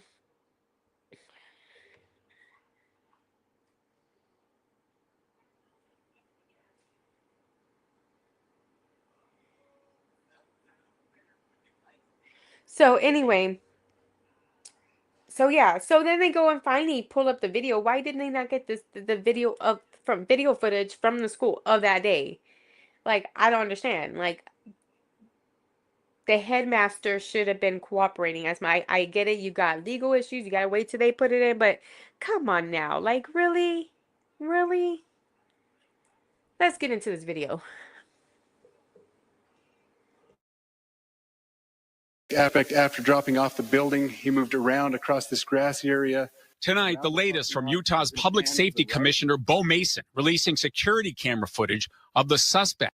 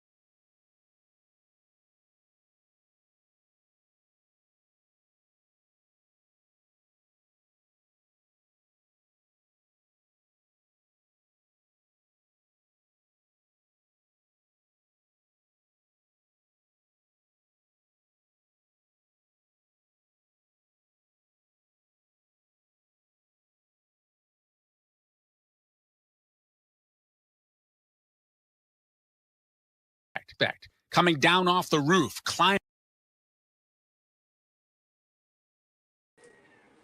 So, we're gonna look at this video. Again, this description matches what the callers were calling about. And then the video kind of confirms that. He's wearing jeans, black shirt, black hat. He may or may not have a mask on at the time, but they said that. Then later on, you'll hear what they were saying. He changed clothes. He did this. He did that. So we'll continue. But if you listen to some of maybe the recent, some of the recent comments, people are saying that when we get to the next video, he's walking down the street and he has a limp and things like that. They think he's hiding the gun in there. He is not hiding a gun in his pants. He is not hiding a rifle in his pants. He is not. Let me say this again, guys. He is not gonna hide a rifle in his pants. Just gonna let you know. He does have a backpack, and he does have what looks like to be a towel or a sweater or something to cover it up of some sort. So you'll see. Climbing down the side of a building after they believe shooting Charlie Kirk. So I don't know if I have the other video or if it shows it again later, but you could see him jumping down. Let's see if let's continue through the video. So here's the still photographs I mentioned. These have been enhanced. And then releasing enhanced freeze frames from on-campus security video showing that suspect with a triangular image on his baseball cap, a long-sleeve black T-shirt with an American flag and eagle symbol, and a backpack. Investigators asking for the public's help in capturing this suspect. Okay, so you can see here he is limping. And we'll talk about TMZ later. We'll talk about TMZ later because they're in a they're in a whole little world of their own. Because I know there's question about TMZ laughing at the whole kebab. Also shown the morning of the shooting on foot in a neighborhood near the campus in video obtained by TMZ. We cannot do our job without the public's help right now. The public has answered our call for action. So far, we've received more than 7,000 leads and tips. I would just note that the FBI hasn't received this many digital media tips from the public since the Boston Marathon bombing. And let's be advised, UVU in Orem has had an active shooter at the Charlie Kirk event. We're getting several calls. We're trying to get more information. Chilling dispatch audio also released from yesterday morning. While first responders arrived at campus, the suspect had apparently disappeared into those woods. That's where investigators say they recovered a bolt-action, high-powered rifle. It's undergoing forensic analysis. Unfired cartridges reportedly marked with pro-transgender and anti-fascist language. Meantime, Vice President J.D. Vance, a longtime friend, flew to Utah and escorted Kirk's body back to Phoenix, where he lived with his wife and 2 young children. And President Trump announcing Kirk would receive the nation's highest civilian award. I'm pleased to announce that I will soon be awarding Charlie Kirk posthumously the Presidential Medal of Freedom. And the FBI reminding people there's a reward of up to $100,000 for information leading to the identification and arrest of the individual or individuals responsible. Now, of course, he's still on the run. This is after there were 2 people that were taken into custody yesterday, soon after the shooting. Right. And then officials said, you know what, this isn't our guy. Now,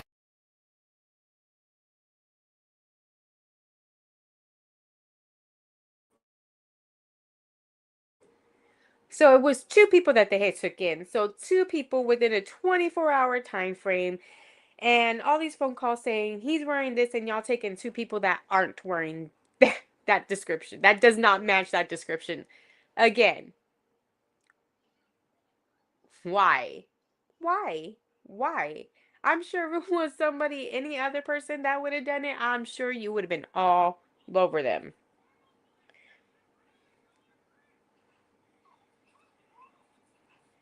Hey, my little bow tie is not working right now. I'm gonna take it off.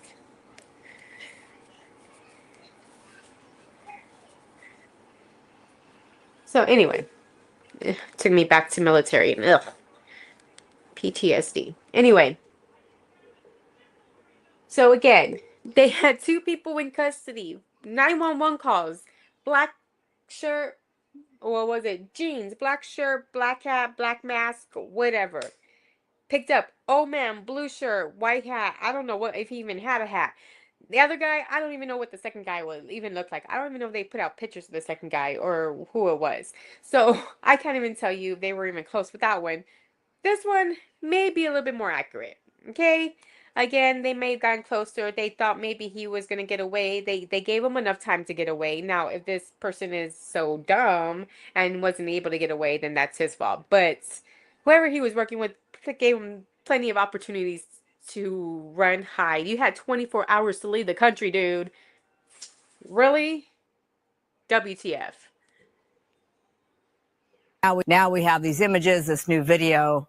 Hopefully it's just a matter of time. Yeah, and those stills and the clothing were very identifiable. So you got to figure someone is going to recognize this guy. Hopefully we have a name soon. All right. Well, a vigil for Charlie Kirk held tonight in downtown Los Angeles. Supporters gathering at the Federal Building. Fox 11's Matthew Seedorf, he's there live with more on how people are remembering Kirk tonight. Matthew?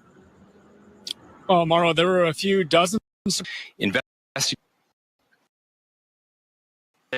Governor FBI with heavy hearts.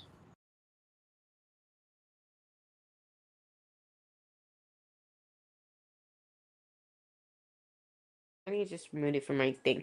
Now we're going to watch the press conference of the suspect, them updating us that they found the right person now and he's in custody and they're going to try to do everything to get everything out of him so they could find what's going on and dismantle it, basically. Let's see. And again, this news thing is about almost the whole time frame, so it is maybe about 30 minutes or so, so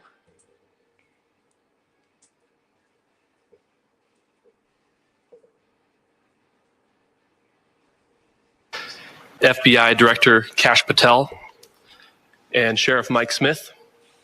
We also have with us Utah DPS Commissioner Bo Mason, Lieutenant Governor, Special Agent in Charge Robert Bowles, and local and federal law enforcement partners. Following the remarks today, Governor Cox, Director Patel, and Commissioner Mason will take questions. Thank you.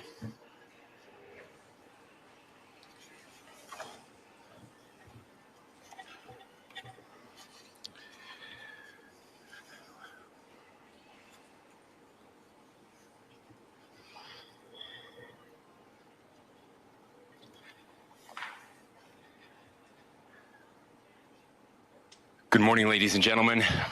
We got him. On the evening of September 11th, a family member of Tyler Robinson reached out to a family friend who contacted the Washington County Sheriff's Office with information that Robinson had confessed to them or implied that he had committed the incident. This information was relayed to the Utah County Sheriff's Office and scene investigators at Utah Valley University. This information was also conveyed to the FBI. Investigators reviewed additional video footage from UVU surveillance and identified Robinson arriving on UVU campus in a gray Dodge Challenger at approximately 8:29 a.m.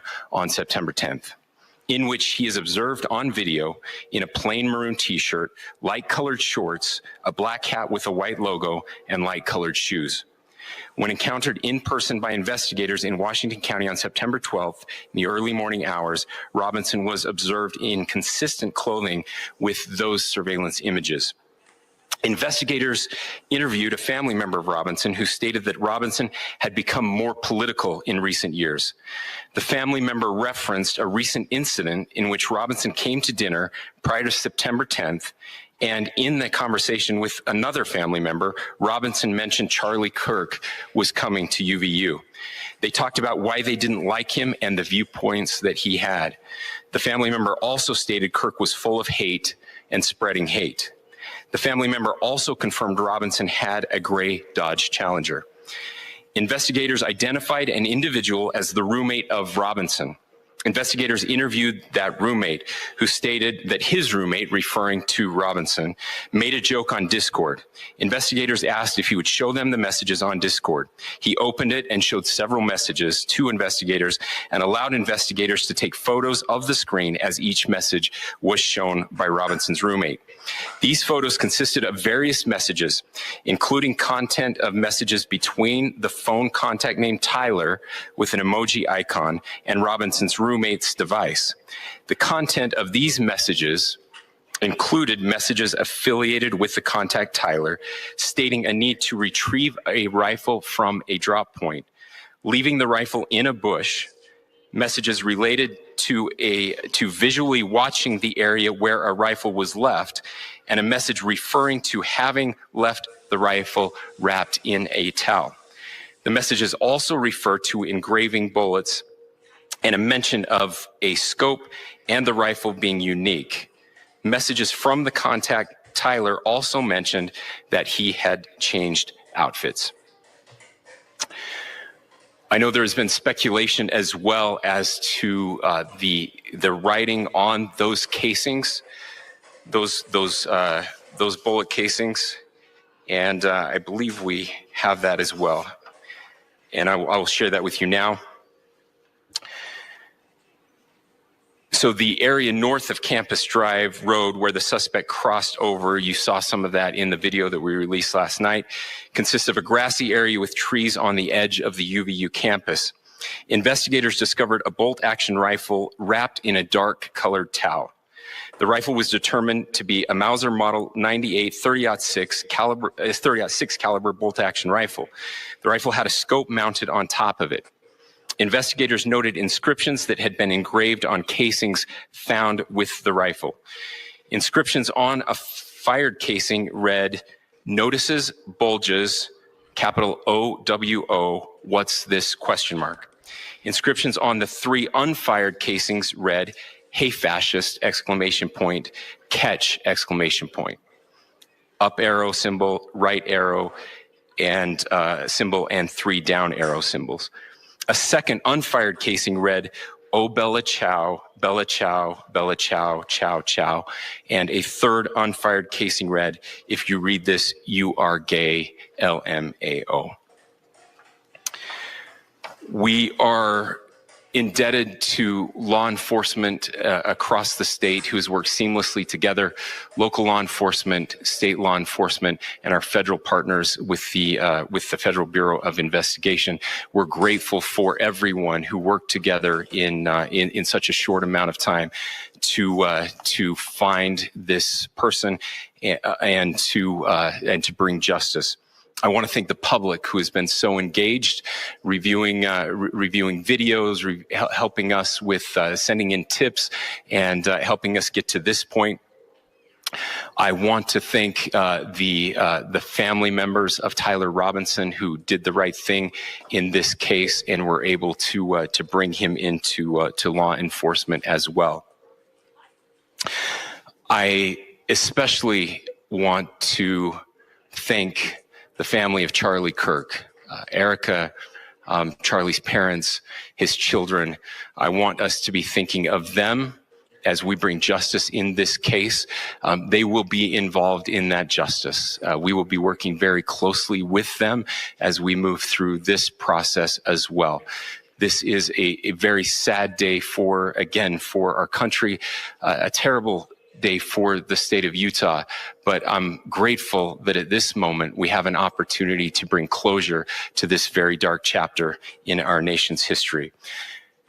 With that, I will now turn the microphone over to the Director of the FBI, Kash Patel. Thank you, Governor.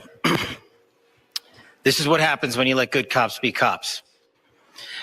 The FBI and our partners are proud to stand here today together to bring justice to the family of Charlie Kirk and honor his memory. I want to express my deep gratitude to President Trump, the Vice President, and the entire White House who have been so incredibly supportive with both resources and just personally to the FBI as a team. They had our backs the entire way, and I just want to express my gratitude for giving us the resources we need to operate in this space to bring this sort of justice at this sort of speed. In 33 hours, we have made historic progress for Charlie. Governor Cox, our partnership has been absolutely incredible these last few days. Our partnership will endure. Your state and local partners, your sheriffs, your DPS community has been unbelievably impressive in the hardest of times. And a case like this cannot be solved, cannot be brought without partnering with your state and local authorities. The FBI has a certain role to play, and we will play that role, and we will lead out for the federal government. But Governor Cox, we are so grateful for your state partnership that led out on this investigation. A little bit of the timeline. Charlie was shot at 12:23 p.m. on Wednesday. The first FBI agents arrived on scene in 16 minutes with chiefs of police at 12:39 and secured the scene.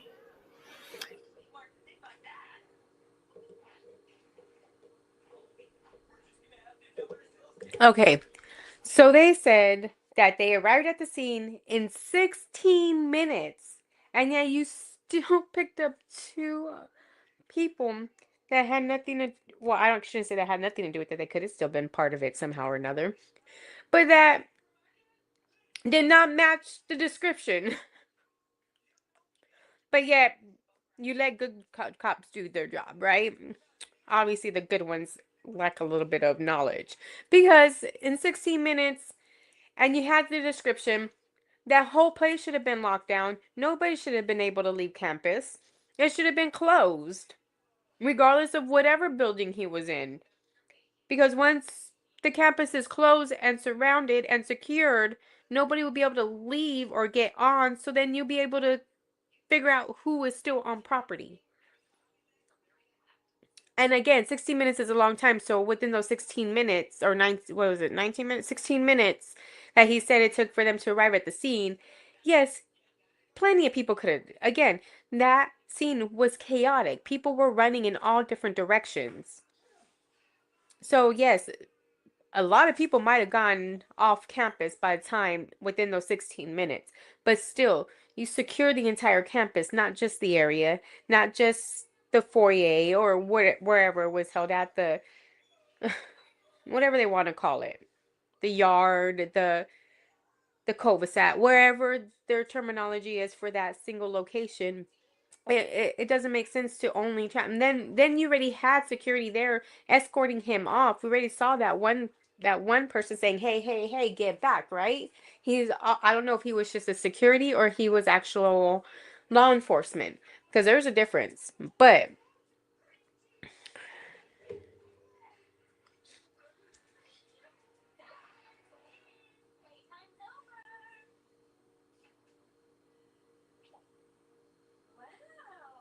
hmm.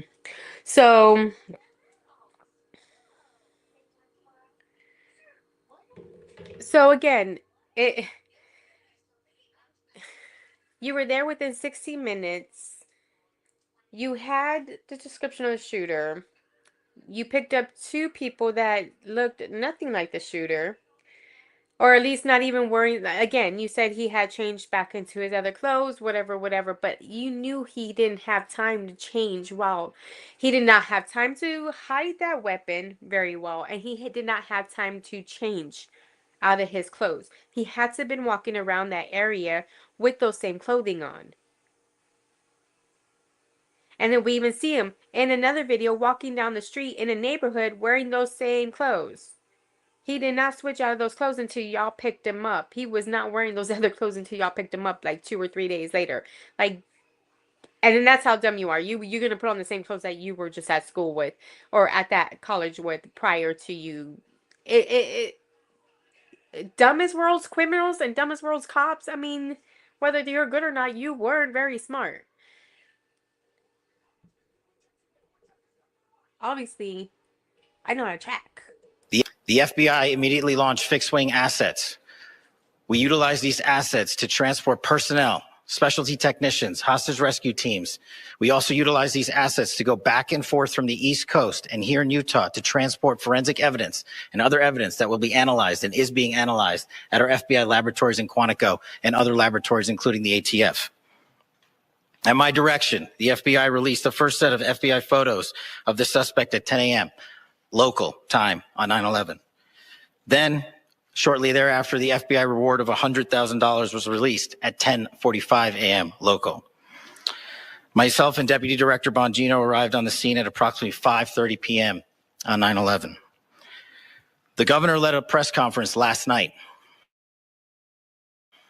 at approximately where at my direction, the FBI released a never-before-seen video of the suspect. We also released new images to the public of the suspect. And just last night, the suspect was taken into custody at 10 p.m. local time. In less than 36 hours, 33 to be precise, thanks to the full weight of the federal government and leading out with the partners here in the state of Utah and Governor Cox, the suspect was apprehended in a historic time period. And I want to highlight what Governor Cox said. This would not have been possible without you, the media, and you, the public. So with all that information, it took them 3 days, 33 hours. Okay, a little short, 3 hours short of three full entire days. Actually, no, that was 24, 48. Okay, almost 2 days. So, but within days, it took y'all had to pull out all this resources because y'all didn't know how to identify a blue shirt from a black shirt. Just saying. Just saying. Not to be mean or anything, but I'm just stating the obvious on like these little mistakes that maybe I should put. Hold on.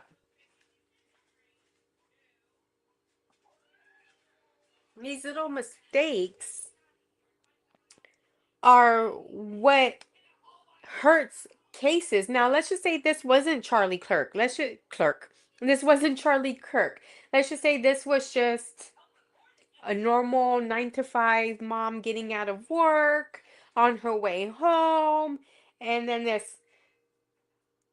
Okay, well, you may have gone there within 16 minutes, but you weren't looking for the right person. You weren't looking for a person in the right description, in the right kind of clothing. You weren't looking for, like, you allowed this person to get away for 33 hours, and then it took you all these resources because of the person that he assassinated was well known. So it's like rush, rush, rush, rush, and then now all of a sudden you have the person. Now let's see. I don't know. I don't know. I think y'all needed some time. And then to know that the gun was right there in the little woods. You had video of him walking down the street in Bride. Not a care in the world. No, nobody searched the surrounding area. You did not have officers at least an extra 2 miles outside the campus surrounding that. Like,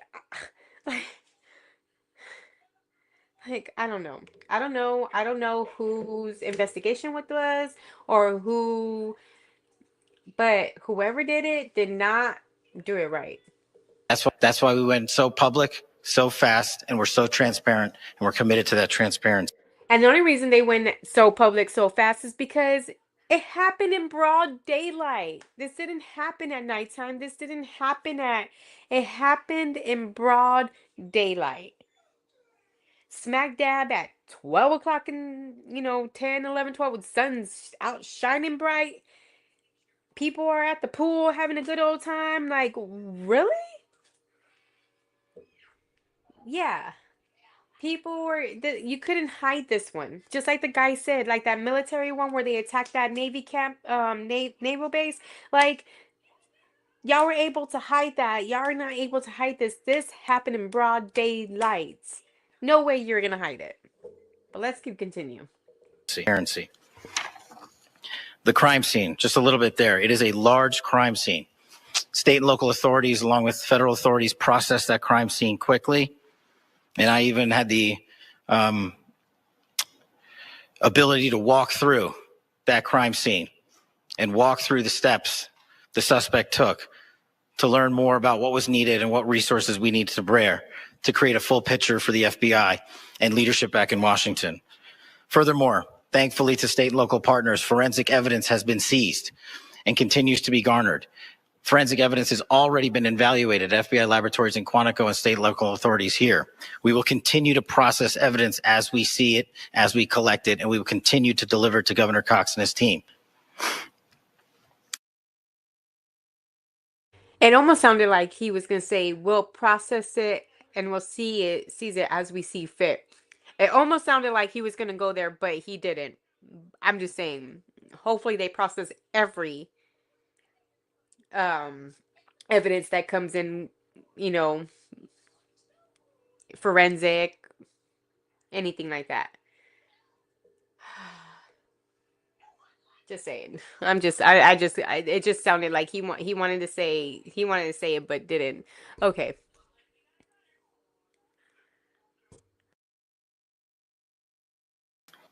Last night, we had a total of approximately 7,000 7,000 leads. As of this morning, thanks to your great work, we have over 11,000 leads that were called in to the FBI. And we are running out every single lead that we can. Every one of those leads will be run out. The arrest is a testament to the dedication of good law enforcement being great and partnerships in law enforcement, which I've tried to highlight as my tenure as the director of the FBI. There is no better relationship for law enforcement than the FBI to partner with state and local authorities, and you've seen it here in these last few days. The FBI Salt Lake field office, along with our offices in LA, Phoenix, Denver, San Antonio, Las Vegas, Pittsburgh, Buffalo, our headquarters component in Quantico, all participate in the FBI. I want to express my deep gratitude to the employees of the FBI, the men and women, the evidence response team tacticians, the special operators, the agents, the support staff. You have done monumental work in historic time. Don't forget, San Antonio is in Texas, and Texas is one of those states where we can put in judges that don't have any kind of real knowledge to the law in a chair of our peers to judge. Again, so just keep that in mind. I shouldn't say I didn't pay attention, but right now I'm trying to multitask, but I didn't hear the rest of the states that he mentioned, but I don't know if those were the same states that were mentioned in the other video along with the judges and stuff. So I'm actually probably gonna have to go back and actually let's do that right now. Let's go back a little. Evaluated at FBI laboratories in Quantico and state and local authorities here. We will continue to process evidence as we see it, as we collect it, and we will continue to deliver to Governor Cox and his team. Last night, we had a total of approximately 7,000 7,000 leads. As of this morning, thanks to your great work, we have over 11,000 leads that were called in to the FBI. And we are running out every single lead that we can. Every one of those leads will be run out. The arrest is a testament to the dedication of good law enforcement being great and partnerships in law enforcement, which I've tried to highlight as my tenure as the director of the FBI. There is no better relationship for law enforcement than the FBI to partner with state and local authorities, and you've seen it here in these last few days. The FBI Salt Lake field office, along with our offices in LA, Phoenix, Denver, San Antonio, Las Vegas, Pittsburgh, Buffalo, our headquarters component in Quantico, all participate in the FBI. I want to express my deep gratitude to the employees of the FBI, the men and women, the evidence response team tacticians, the special operators, the agents, the support staff. You have done monumental work in historic time when the public, who had a right to demand such an expeditious solving of an investigation, the FBI answered that call diligently, critically important to our nation, and we delivered. And I'm proud to be their leader, and I'm proud to be the director of the FBI. This is a very much an ongoing investigation, as the governor said, and we will continue to work with state and local authorities to develop the investigation, to provide them the evidence they need for their ongoing prosecutions. And we will be here to answer every call they absolutely have, as long as it takes, for as long as we need to find and apprehend whatever suspects were involved in this crime. Lastly, to my friend Charlie Kirk, rest now, brother. We have the watch, and I'll see you in Valhalla.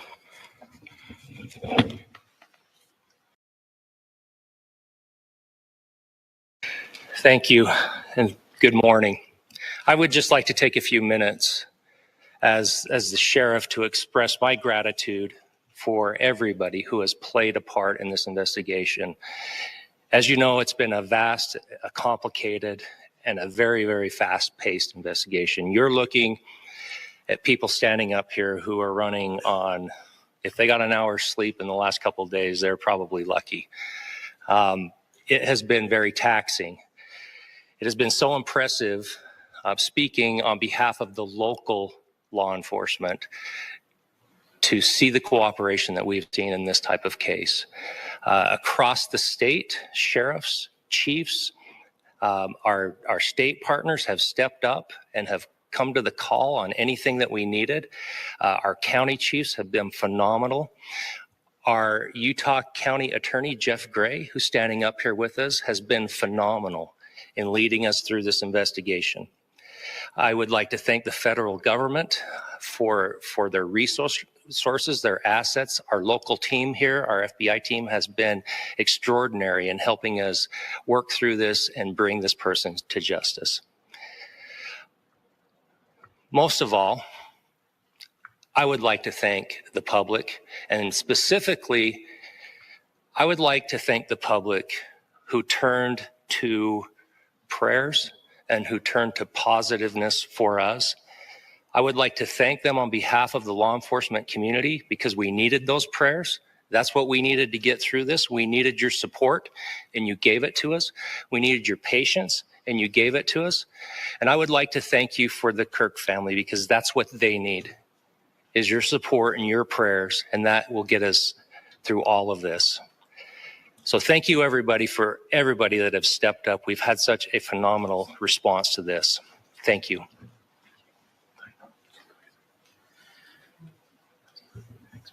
I also want to give a special thanks to the Attorney General and the Department of Justice. Kirk. But it is also much a last night, so I'm probably the most well-rested person up here. We would not have been able to complete our mission last night, so I'm probably the most well-rested person up here. Ladies and gentlemen, I get the microphone, so I hope you'll permit me a moment just to share. a few more thoughts about where we are and how we got here, and maybe a little bit of where we go from here. I don't want to get too preachy, but I think it's important that we, with eyes wide open, understand what's happening in our country today. I've heard people say, well, why are we so invested in this? There's violence happening all across our country, and violence is tragic everywhere. And every life taken is a child of God who deserves our love and respect and dignity. This is certainly about the tragic death, political assassination of Charlie Kirk. But it is also much bigger than an attack on an individual. It is an attack on all of us. It is an attack on the American experiment. It is an attack on our ideals.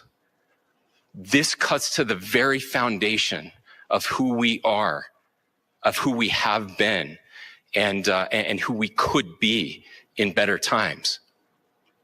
Political violence is different than any other type of violence for lots of different reasons. One, because in the very act that Charlie championed of expression, that freedom of expression that is enshrined in our founding documents, in having his life taken in that very act, makes it more difficult for people to feel like they can share their ideas, that they can speak freely.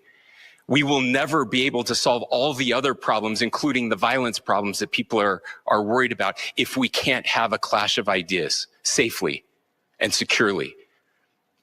Especially those ideas with which you disagree. That's why this matters so much. Over the last 48 hours, I have been as angry as I have ever been, as sad as I have ever been. And it was, as anger pushed me to the brink, it was actually Charlie's words that pulled me back. I'd like to share some of those. And specifically right now, if I could, I need to talk to the young people in our state, in my state, and all across the country. As President Trump reminded me, he said, you know who really loved Charlie? The youths. And he's right. Young people loved Charlie, and young people hated Charlie. And Charlie went into those places anyway. And these are the words that have helped me. Charlie said, when people stop talking, that's when you get violence. He said, the weak can never forgive. Forgiveness is the attribute of the strong. The only way out of the labyrinth of suffering is to forgive. Welcome without judgment, love without condition, forgive without limit. He said, always forgive your enemies. Nothing annoys them so much. A few months ago, I referenced this last night, Charlie posted to social media, when things are moving very fast and people are losing their minds, it's important to stay grounded. Turn off your phone, read scripture, spend time with friends, and remember, internet fury is not real life. It's going to be okay. He again said, when you stop having a human connection with someone you disagree with, it becomes a lot easier to commit violence. He said, what we as a culture have to get back to is being able to have a reasonable agreement, where violence is not an option. Now, again, to my young friends out there, you are inheriting a country where politics feels like rage. It feels like rage is the only option. But through those words, we have a reminder that we can choose a different path. Your generation has an opportunity to build a culture that is very different than what we are suffering through right now. not by pretending differences don't matter, but by embracing our differences and having those hard conversations. I think we need more moral clarity right now. I hear all the time that words are violence. Words are not violence. Violence is violence. And there is one person responsible for what happened here. And that person is now in custody and will be charged soon and will be held accountable. And yet, Okay, I don't think it's just one person responsible. I think the one person that they have in custody may did the actual act, but I don't think he's fully, entirely responsible for this. I don't think he's a mastermind behind it. But then again, that's just my opinion. And if you remember, I've already gave you my warnings and everything like that about fair use, expressing my opinion, and everybody is innocent until proven guilty in a court of law. So if you don't remember that I gave you that information, rewind it to the beginning of the video and watch it again. Let's continue, shall we? yet all of us have an opportunity right now to do something different. I want to thank my fellow Utahns. This bad stuff happens. And for 33 hours, I was praying that if this had to happen here, that it wouldn't be one of us, that somebody drove from another state, somebody came from another country. Sadly, that prayer was not answered the way I had hoped for, just because I thought it would make it easier on us if we could just say, hey, we don't do that here. And indeed, Utah is a special place. We lead the nation in charitable giving. We lead the nation in service every year. But it did happen here. And it was one of us. But turning point for us. We get to make, who was asked if he was optimistic about our country. It's between the vices of optimism. The suspect is speaking with authorities, and his demeanor, Tyler Robinson, when he turned himself in. I cannot speak to that right now. Governor, how do you interpret the engravings on the casing? Well, I will leave that up to you to interpret what those engravings mean. I think the clearest one that says "catch fascist," there's not. And by the way, that's like catch like a ball, catch this. That's I think that speaks for itself. Governor, you indicated that he had been communicating. Please. Talk about this level of hatred that this person expressed. Beyond that, is there anything in your view that you discovered that may have radicalized or changed him to prompt him to commit such a horrific? There's nothing more that we can share at this time. Governor,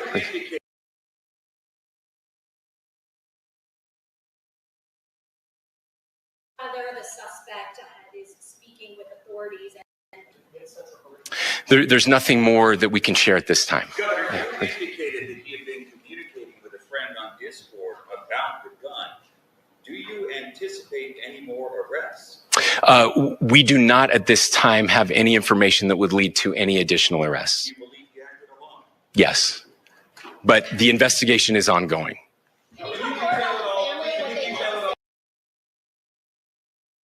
So he's saying that he thinks he acted alone. I don't know.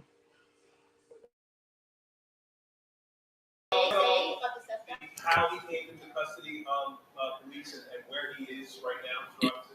Yes. So right now, Mr. Robinson has been booked into the Utah County Jail.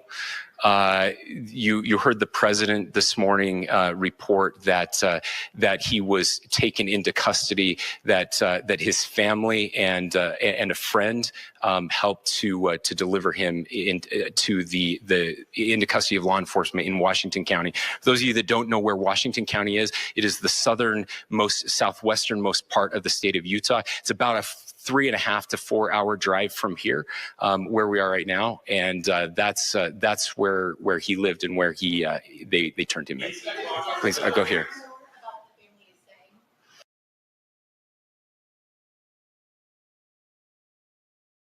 So my understanding is that that's where he lived. He drove 3 hours.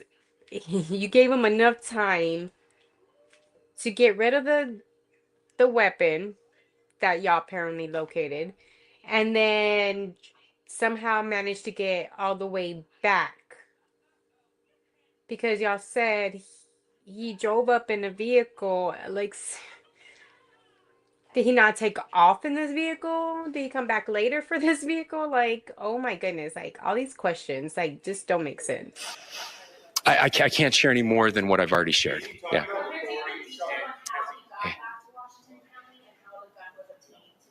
So how we obtained the gun was found here.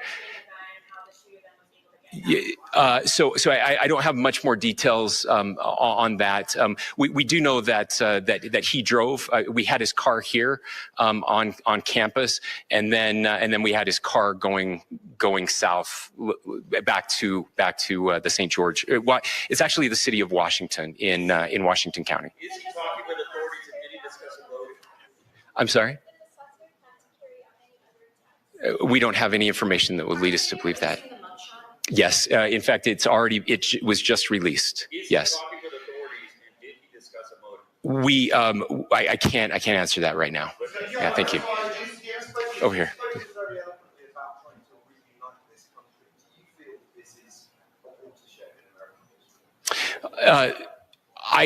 I absolutely believe that this is a watershed in American history. Yes. The question is, what kind of watershed? And that chapter remains to be written. Is this the end of a dark chapter in our history or the beginning of a darker chapter in our history? Look, I mean, if you look at true political assassinations in this country of someone of this stature, this feels a lot like the late 60s.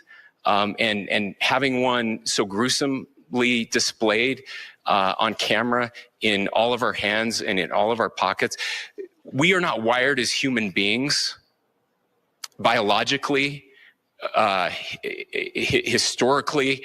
We have not evolved in a way that we are capable of processing those types of violent imagery. And by the way, we've seen another one with a gruesome stabbing very recently that went viral. This is not good for us. It is not good to consume. Social media is a cancer on our society right now. And I would encourage people to log off, turn off, touch grass, hug a family member, go out and do good in your community. There are people.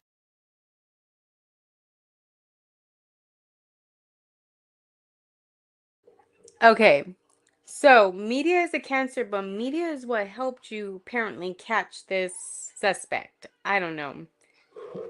But I understand your what is it, a simile, a comparison, whatever that you're trying to do, but it's just kind of funny. I just had to point that out. I don't know if anybody else noticed that, but I guess. That is happening, and it's happening organically right now. I had a friend in a small city in Utah who said, we're getting together. The Republicans and Democrats in my little town are getting together to have a discussion last night, just to find a way to find their better angels. So yes, this could be. I mean, again, you have to go back to JFK to have seen a video live of something like this happening. I wasn't born until 1975, but I know that things were really dark in the late 60s. Sorry to some of you. I know some of you were there. But this is our moment. Do we escalate or do we find an off-ramp? And again, it's a choice. It's a choice. And every one of us gets to make that choice. Two more questions right here.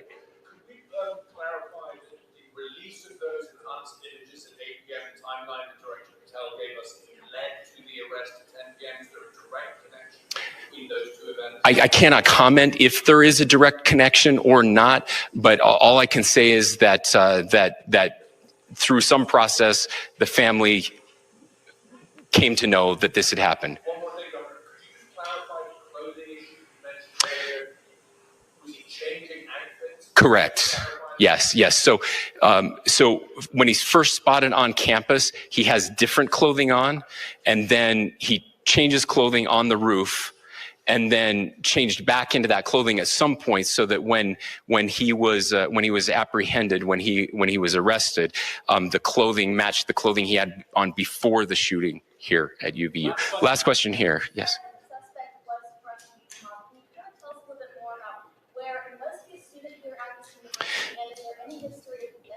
Yeah. So I don't have any information on the mental illness part. He was not a student here at UVU. He was living and had lived for a long time with his family in Washington County, in the southernmost part of our state.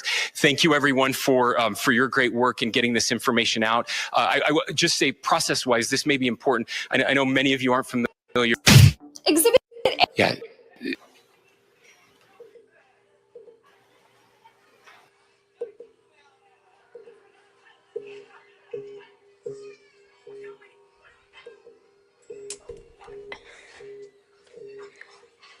Okay, so like I said, apparently he changed on the roof. So maybe that's when the guy saw him run from one side to another after he changed and he got into position or whatever. But I don't, I still don't understand like how it took so long. And they I think they jumped the gun when they brought those two other suspects in, apparently, or at that time they were suspects. I'm sure they let them go. They're no longer suspects, but at that time they were suspects, and I'm like, okay. And then when you see the full video, because apparently they didn't show the full video of that, but when y'all go back and see the full video of him jumping off the roof, he's obviously running normal. So again, he cannot have the gun in his hand. The gun is, I mean, in his pants. The gun is in his hand. You could see like a white shirt or a white towel or something covering it up. He has the backpack on when he jumps. So he jumps with rifle in hand, backpack on, boom, he jumps, what is that, 2, 3 stories from, you know, 3, 4 stories from the ground, whatever. He fans. He hurts his leg, guys. He hurts his leg. You could see him when he was running off. He's already running, limping. He hurt his leg. So therefore, for him to walk later on, of course, he's going to walk with a slight limp, but there is no way that you can even bend your leg slightly when you have a rifle in your pants. There's just no way. And then for it to not go off, or for somebody not to feel nervous that it won't go off, like, I think they would be walking a lot slower and a lot leg straighter. It would be more like a swing of the hip, so that way he wouldn't have to bend his leg. You know what I mean? But because he has a limp, that's because he hurt himself, guys. Let's be realistic. I mean, it's just common sense. Like, let's see you jump off of a building that high with a rifle in your pants and it not go off and not do anything. Like, that's just, you could see it in his hands when he's coming down. Got it, guys. He did not stuff it later on in his pocket. He ran away limping. Get it together, guys. Let common sense. You knew from the angle of the bullet where this person was coming from. You knew from the 911 calls what the person may have looked like at the time of that shooting. Again, like you say, he changed before and he changed after, but he didn't have time to change at that instant. He had time to change before, like you said, but he didn't have time. When you're doing something like that, it's a bam bam, thank you ma'am, I got to go kind of thing. You don't got time to change. If anything, you leave the area and then change maybe about 15, 20, about probably within those 16 minutes that y'all apparently got there. He was already off campus, ditched the gun, walking down the street like he's a normal student, nothing in his hand, gets in his vehicle, whatever. You said you found his vehicle there, so how did he end up getting, or you said you tracked him when he got back, he was heading down there. Like, see, that's what I really? And none of y'all ran any of those cars that were parked in the parking lot? Like, really? All those cars were registered to teachers and students. You're trying to tell me? I'm just saying. But anyway, now if you guys haven't heard off of that, this is still talking about the Charlie Kirk. But remember, TMZ at the time went live and was announcing, had announced Charlie Kirk's death while they were live doing their newsroom, blah, blah, blah, blah. And you heard some laughter in the background. Then they come back later on and put out this thing saying, we're sorry that we weren't laughing at that, even though that's how it seemed. But they had no clue what was going on over here. We didn't have no clue what was going on over there, kind of thing. This lady right here pretty much calls their BS. Pretty much calls them out. Like, playing up shows that they are lying. And great for her to have the time, because I was thinking, I'm like, what are they talking about? What chase were they looking at? And why are they having to come and do an apology? Because, you know, TMZ really doesn't put nothing out there unless they have to. You know what I mean?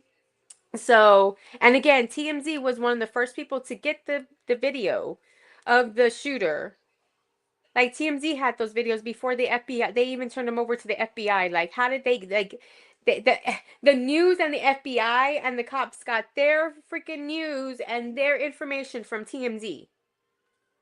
And apparently these TMZ people were laughing at the whole situation. So it's just like, what team are they batting on? Basically, they're obviously on someone's team. Now trying to figure it out, right? So let's look into what this young lady has to say. Again, this is Peggy Bolton. I think this was an X, either an X or an Instagram feed, but and honestly, I think another content creator I watch has this, also did a video on it as well. So again, everybody already kind of knows that TMZ is mixed up in a thing. Unfortunately, this Harvey Levin dude, the only reason I really originally knew him before this TMZ was because of Judge Million. If he wasn't on People's Court, I'd have been like, how in the world, you know, he's just another content creator, not knowing that he had any kind of legal background. You know what I mean? So that doesn't mean I take everything for his word. Of course, he's a liar. But, you know, lie and lawyer kind of go hand in hand. So it's like, you don't always take lawyers, you know, to the heart. You know what I mean? You're always going to have some kind of wall up in defense against them. But anyway, let's see what she has to say and see how she calls them out, and kind of see if y'all agree or not.